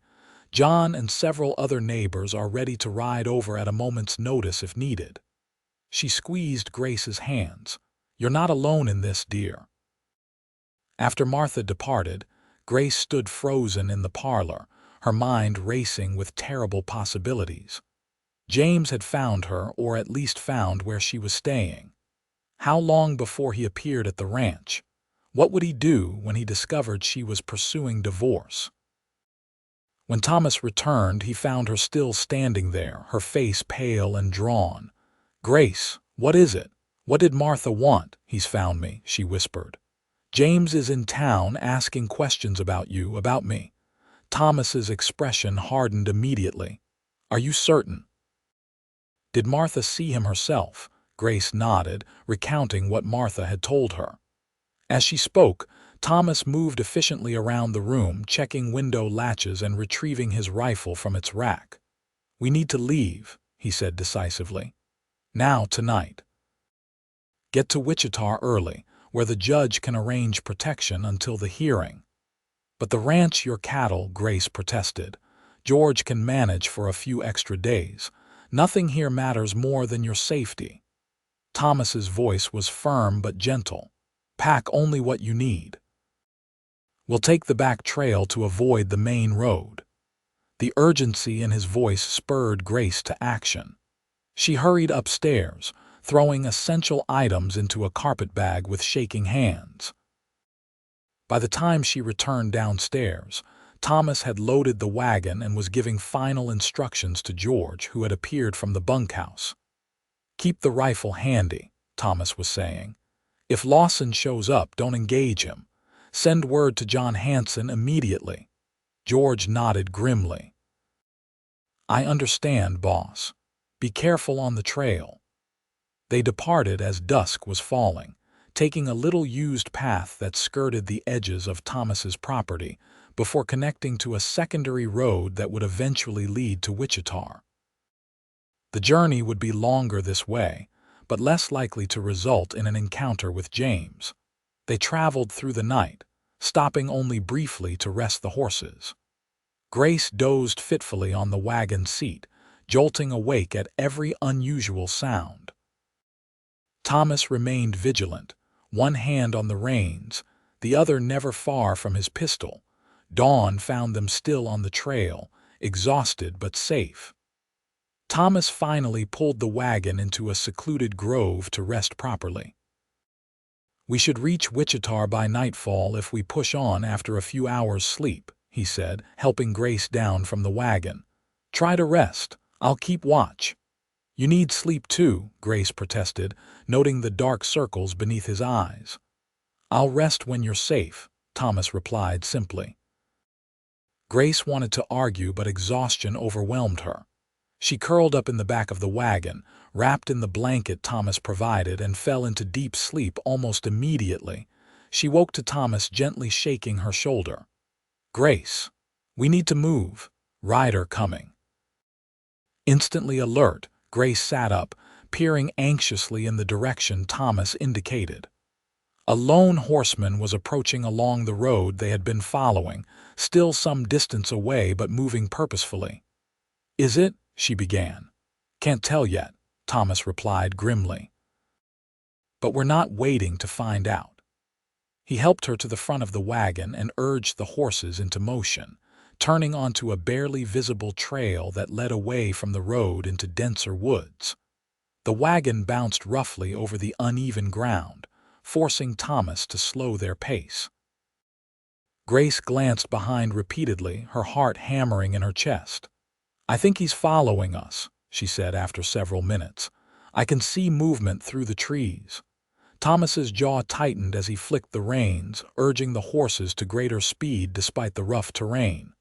Hold tight. The wagon lurched violently as a wheel struck a hidden rock, nearly throwing Grace from her seat. Thomas steadied her with one strong arm while maintaining control of the team with his other hand. The path ahead narrowed, forcing them to slow again. "There's no outrunning him in this terrain," Thomas said quietly. "We need to make a stand. Up ahead, see that clearing with the fallen tree? It'll provide cover." Fear clutched at Grace's throat, but she nodded, trusting Thomas's judgment. He guided the wagon into the small clearing and quickly helped Grace down, positioning her behind the massive trunk of a fallen oak. "Stay low," he instructed, retrieving his rifle from the wagon. "If things go badly, there's a pistol in my saddlebag. Take it and the horses and head straight east. You'll hit the main road to Wichita eventually." "I'm not leaving you," Grace protested. Thomas met her eyes briefly. "Let's hope it doesn't come to that." The sound of approaching hoofbeats silenced further discussion. Thomas positioned himself at the edge of the clearing, rifle raised but not yet aimed. "That's far enough," he called when the rider came into view. The man reined his horse to a stop, and Grace's blood froze in her veins.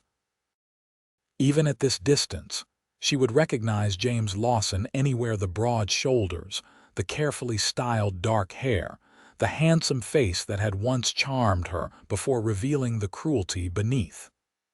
"Thomas Reid," James called. "I believe you have something that belongs to me." "I have nothing of yours," Thomas replied evenly.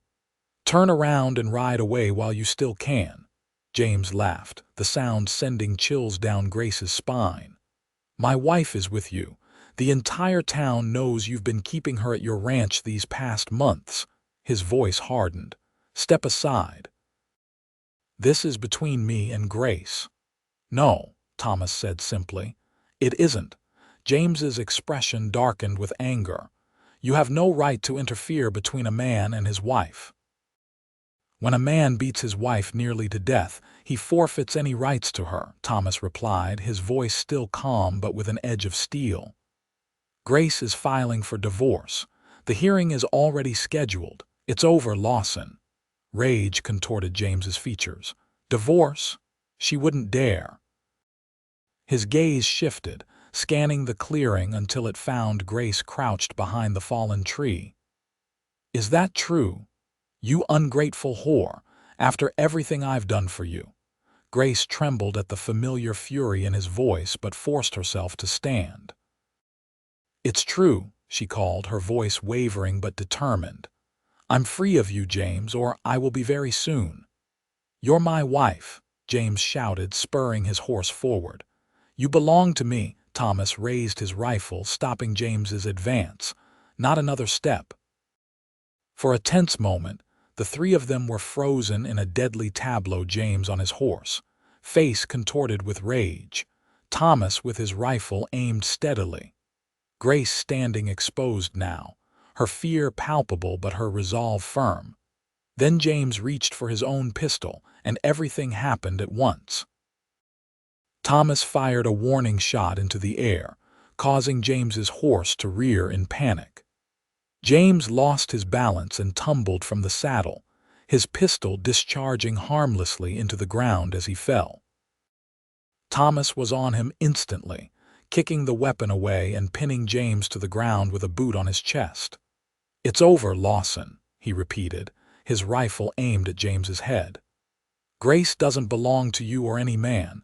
She's her own person, free to choose her own path."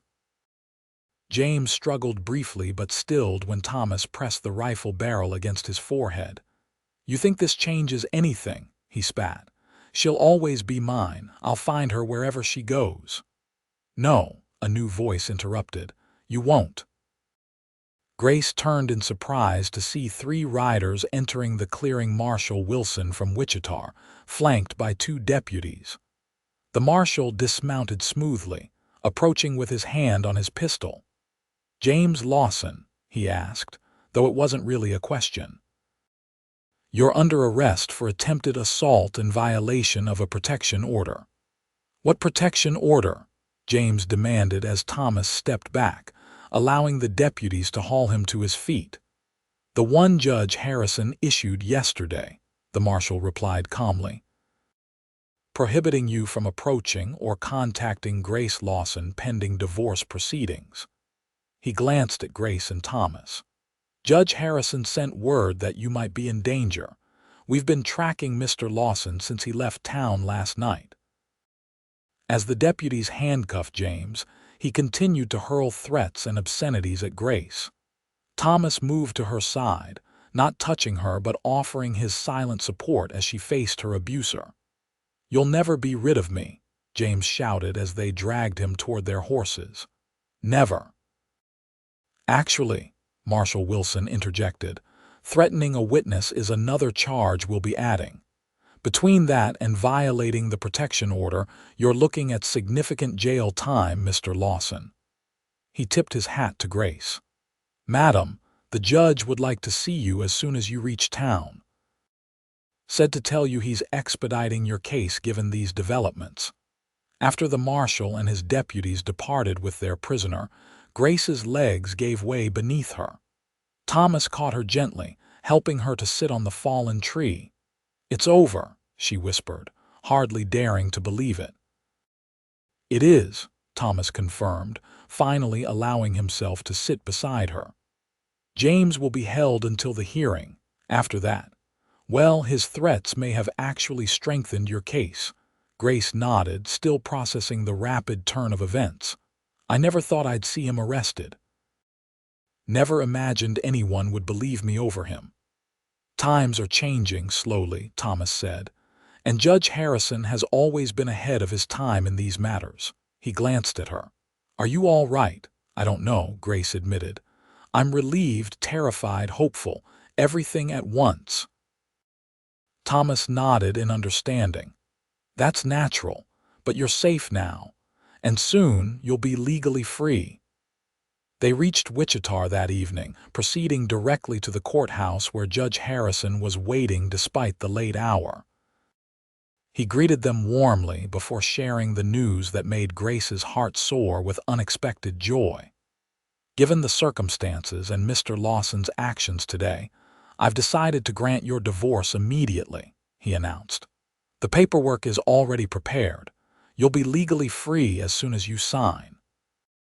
Grace stared at him in disbelief. "Just like that? But I thought there had to be a hearing, witnesses." "The affidavits are on file.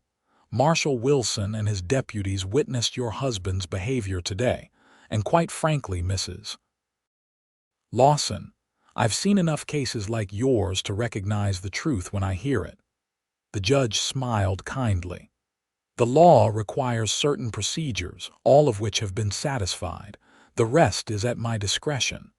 With hands that trembled only slightly, Grace signed the documents the judge presented. Thomas witnessed her signature, his expression solemn but his eyes warm with support. "Congratulations, Miss Grace," Judge Harrison said formally, using her maiden name. "You are now legally divorced from James Lawson. He will remain in custody until his trial for the charges arising from today's events, which should give you ample time to consider your future arrangements." The judge's meaningful glance between Grace and Thomas made his reference to their planned marriage of convenience clear. What wasn't clear, suddenly, was whether that arrangement was still necessary. They were quiet on the walk to the hotel, both lost in thought. At Grace's door, Thomas finally broke the silence. "Everything's changed," he said quietly. "With James in custody, the immediate danger has passed. You should know that our arrangement is not required now. You're free to make whatever choice best suits you." Grace studied his face in the dim hallway light. "Are you withdrawing your offer?" "No," Thomas replied quickly. "Not at all, just making sure you know you have options. Real options now, not just desperate ones." Grace considered this, realizing he was right. For the first time in years, she had genuine choices about her future. She could stay in Wichita, find work, build an independent life. She could travel east to start completely fresh. Or she could return to the ranch to Thomas not out of necessity but by choice. "I need time," she said finally, "to think, to understand what I truly want now that fear isn't driving my decisions." Thomas nodded, his expression revealing nothing of his own hopes. "Of course. Take all the time you need." He hesitated before adding, "Whatever you decide, please know that you'll always have a home at the ranch if you want it." "Thank you," Grace whispered, "for everything."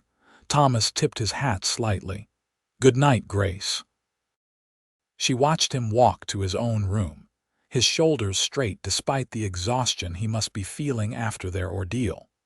Only when his door closed behind him did she enter her own room, her mind whirling with possibilities she'd never dared consider before.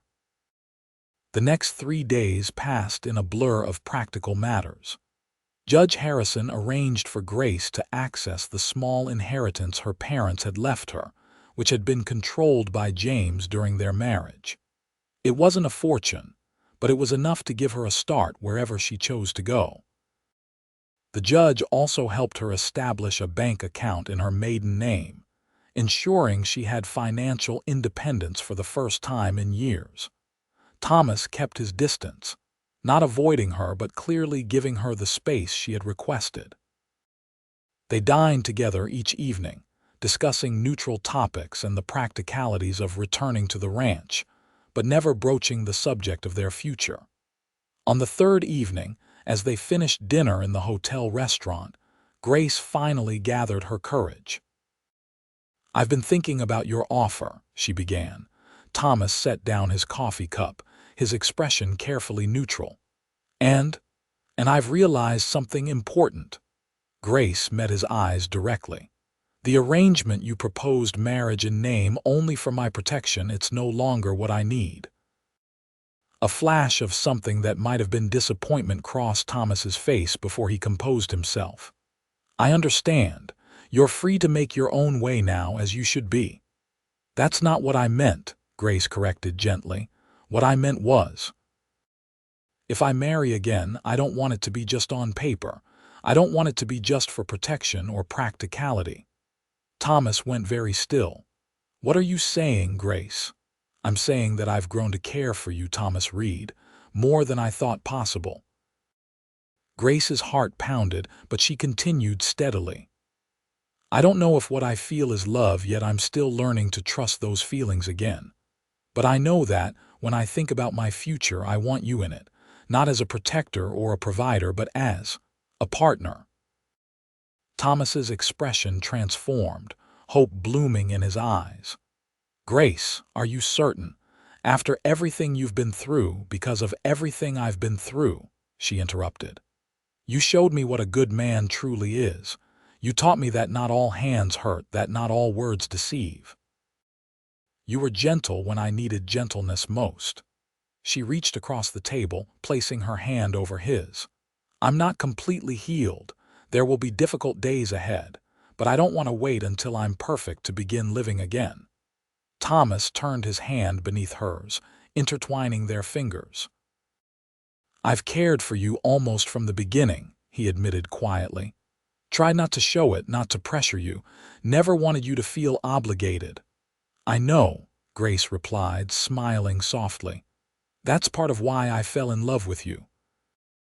The words surprised her as they left her lips, but she realized immediately they were true.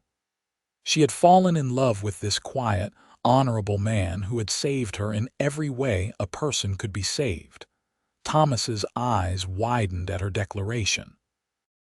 "Grace, you don't need to say it back," she assured him quickly. "Not until you're ready. I know Sarah still holds a place in your heart." "She always will," Thomas acknowledged. "But there's room there for you too, Grace, more than enough room." He squeezed her hand gently. "I love you too. Have for some time now." The simple declaration filled Grace with warmth that radiated from her chest to her fingertips. "So where does that leave us?" "Wherever you want," Thomas replied. "We could marry tomorrow or a year from now." We could return to the ranch and continue as we have been until you're ready for more. The choice is yours, Grace. Grace considered this, appreciating beyond words that Thomas continued to give her control over her own future. I'd like to return home to the ranch, she decided. And then, perhaps a proper courtship, not rushed, but not postponed indefinitely either. Thomas smiled, the expression transforming his weathered face. I'd like that very much. They returned to the ranch 3 days later, greeted enthusiastically by George and Martha Hanson, who had appointed herself temporary housekeeper in their absence.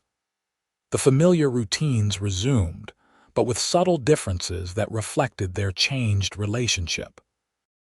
Thomas began joining Grace for evening walks around the property. He brought wildflowers from the prairie and books he thought she might enjoy from town.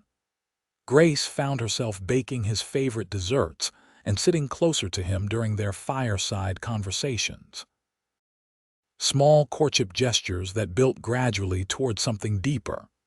Their first kiss came on a warm summer evening as they sat on the porch swing watching fireflies rise from the tall grass. It was gentle, tentative, and perfect, a promise rather than a demand. When Thomas pulled back to gauge her reaction, Grace smiled and leaned forward to kiss him again, savoring the tenderness of the moment. By the time autumn painted the prairie in golds and russets, they had settled on a wedding date, a small ceremony at Christmas time, with Judge Harrison officiating and their neighbors as witnesses. The date gave Grace time to order a proper wedding dress from the seamstress in Wichita, and, more importantly, time to grow more comfortable with the physical aspects of their relationship. Thomas never rushed her, never pushed for more than she offered freely. Their courtship progressed at Grace's pace, each new intimacy a caress, a deeper kiss, moments of quiet closeness building her confidence that her body was her own to share as she chose, never to be taken or demanded. On their wedding day, as snow dusted the prairie outside, Grace stood before a small gathering in the Wichita courthouse. She wore a simple cream-colored dress with lace at the collar and cuffs, her hair adorned with sprigs of holly Martha had insisted would bring good luck. Thomas waited at the judge's side, his usually weathered face smoothed with happiness, his Sunday suit pressed and formal. "Dearly beloved," Judge Harrison began, his voice carrying through the small chamber, "we are gathered here to witness the union of Thomas Reed and Grace Lawson in matrimony." As the ceremony progressed, Grace felt none of the fear or uncertainty that had plagued her first marriage. Instead, she experienced a profound sense of rightness, of coming home in the deepest sense. When Thomas slipped the simple gold band onto her finger, his hands were steady and gentle, just as he had been from the first moment they met.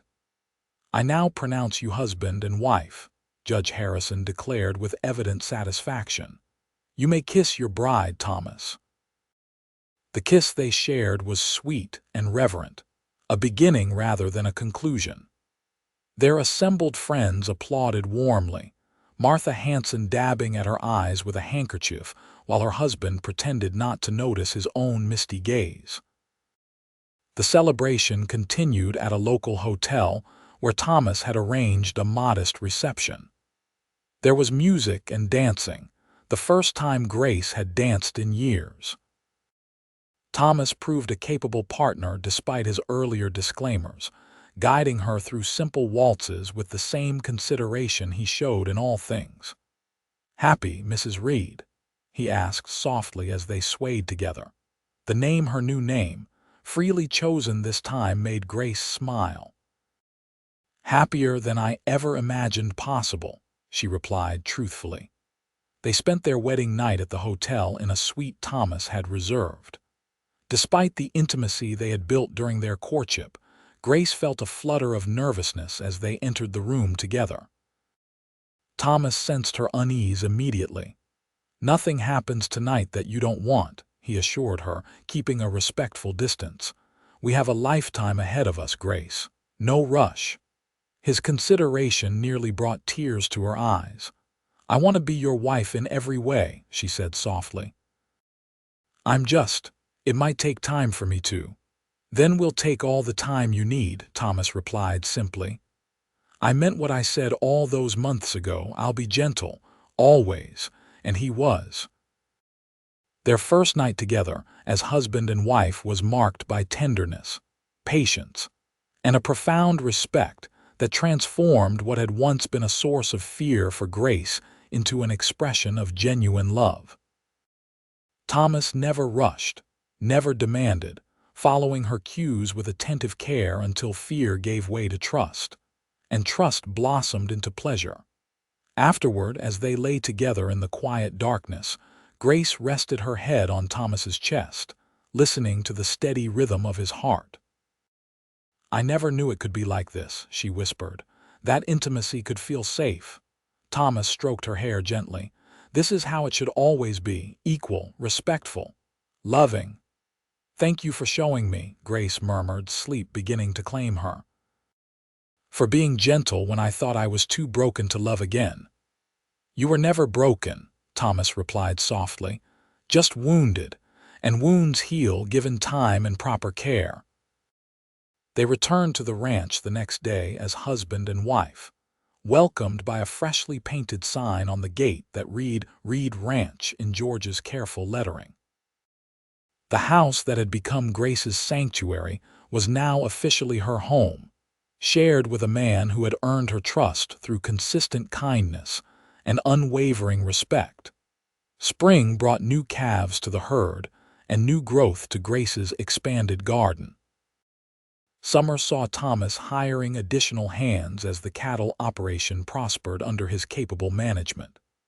By autumn, there was another change, a roundness to Grace's figure that could no longer be disguised by looser dresses. "Martha says we should expect the baby around late March," Grace told Thomas one evening as they sat by the fire. "She's already planning a quilting circle to prepare blankets." Thomas's face lit with a joy that made Grace's heart swell. He placed his hand gently on her growing belly, his touch reverent. "Are you happy about it?" "Truly, I am," Grace assured him, covering his hand with hers. "A little frightened too, but mostly happy." "What frightens you?" Thomas asked gently. Grace considered the question. "The usual things, I suppose. Will I be a good mother? Will the birth be difficult? But also, what if James somehow returns? What if he tries to claim the child as his, even though we both know that's impossible?" Thomas's expression grew serious. "James won't trouble us again. I received word from Judge Harrison last week, but didn't want to worry you." He hesitated before continuing. "James was sentenced to 5 years for his crimes. He's being transferred to a prison in Missouri to serve his time." The news should have brought only relief, but Grace felt a complex mixture of emotions. 5 years isn't forever," she observed quietly. "No, it isn't," Thomas agreed. "But it's long enough for us to build our life, to strengthen what we have, and if he ever does come looking again." His expression hardened slightly. "Well, by then our family and our position will be well established. He'd have no legal claim and no local support." Grace nodded, knowing Thomas was right. The community had embraced her as Mrs. Reed, respected her and Thomas as a couple. Any attempt by James to disrupt their life would be met with unified resistance. "You're right," she said, relaxing against him. "This is our life now. I won't let fear of him shadow our future." The winter passed peacefully, the ranch house warmer than ever before with the anticipation of new life. Thomas divided his time between ranch work and preparing the second bedroom upstairs as a nursery, crafting a cradle from cottonwood with his own hands. When March arrived with its unpredictable weather, Grace felt ready, the nursery prepared, baby clothes sewn, and Martha Hanson's promise to assist during the birth providing comfort. The labor began during a gentle spring rain, the first significant rainfall of the season. Thomas remained by Grace's side throughout, holding her hand, wiping her brow, murmuring encouragement when pain threatened to overwhelm her. Martha managed the practical aspects with efficient confidence, her experience with 6 children of her own proving invaluable. After 18 hours of labor, their son entered the world with a lusty cry that brought tears to Thomas's eyes. "He's perfect," he whispered as Martha placed the swaddled infant in Grace's arms, "just like his mother." They named him Samuel Thomas Reed, honoring both Thomas's father and Thomas himself. He had his mother's dark hair and his father's steady gaze, a combination that suggested both strength and sensitivity. As spring bloomed into summer, Grace found a new rhythm to her days caring for Samuel, maintaining the household, and occasionally riding out with Thomas to check the herd when Martha was available to watch the baby. Their partnership deepened, each contributing their strengths to build a life neither had dared hope for just 2 years earlier. On the anniversary of their first meeting that stormy night, when Thomas had found Grace huddled beneath the rocky overhang, they rode together to a hilltop overlooking the ranch. The summer sunset painted the sky in brilliant hues, the cattle dotting the lush pastures below, the house standing solid and welcoming in the distance. "Did you ever imagine this?" Grace asked, gesturing to the scene before them. "That night when you found me, did you ever think we'd be here?" Thomas considered the question seriously. "No," he admitted. "That night I only knew you needed help and I could provide it. Didn't look further ahead than getting you somewhere safe." He smiled, taking her hand. "But I'm grateful every day that fate or providence or whatever you want to call it brought us together." "As am I," Grace replied, leaning against his shoulder. "You taught me that broken things can be mended, that gentleness heals what force destroys." She turned to face him fully. "I love you, Thomas Reed, more each day."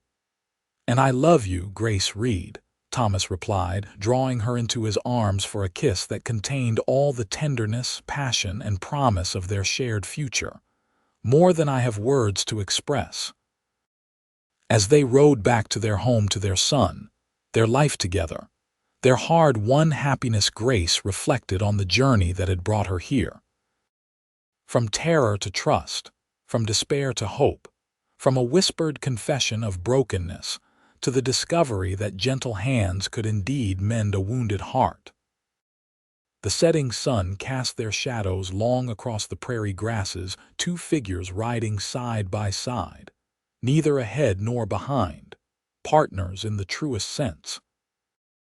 And Grace knew with absolute certainty that whatever challenges lay ahead, they would face them together, with the strength that comes from love freely given and gratefully received.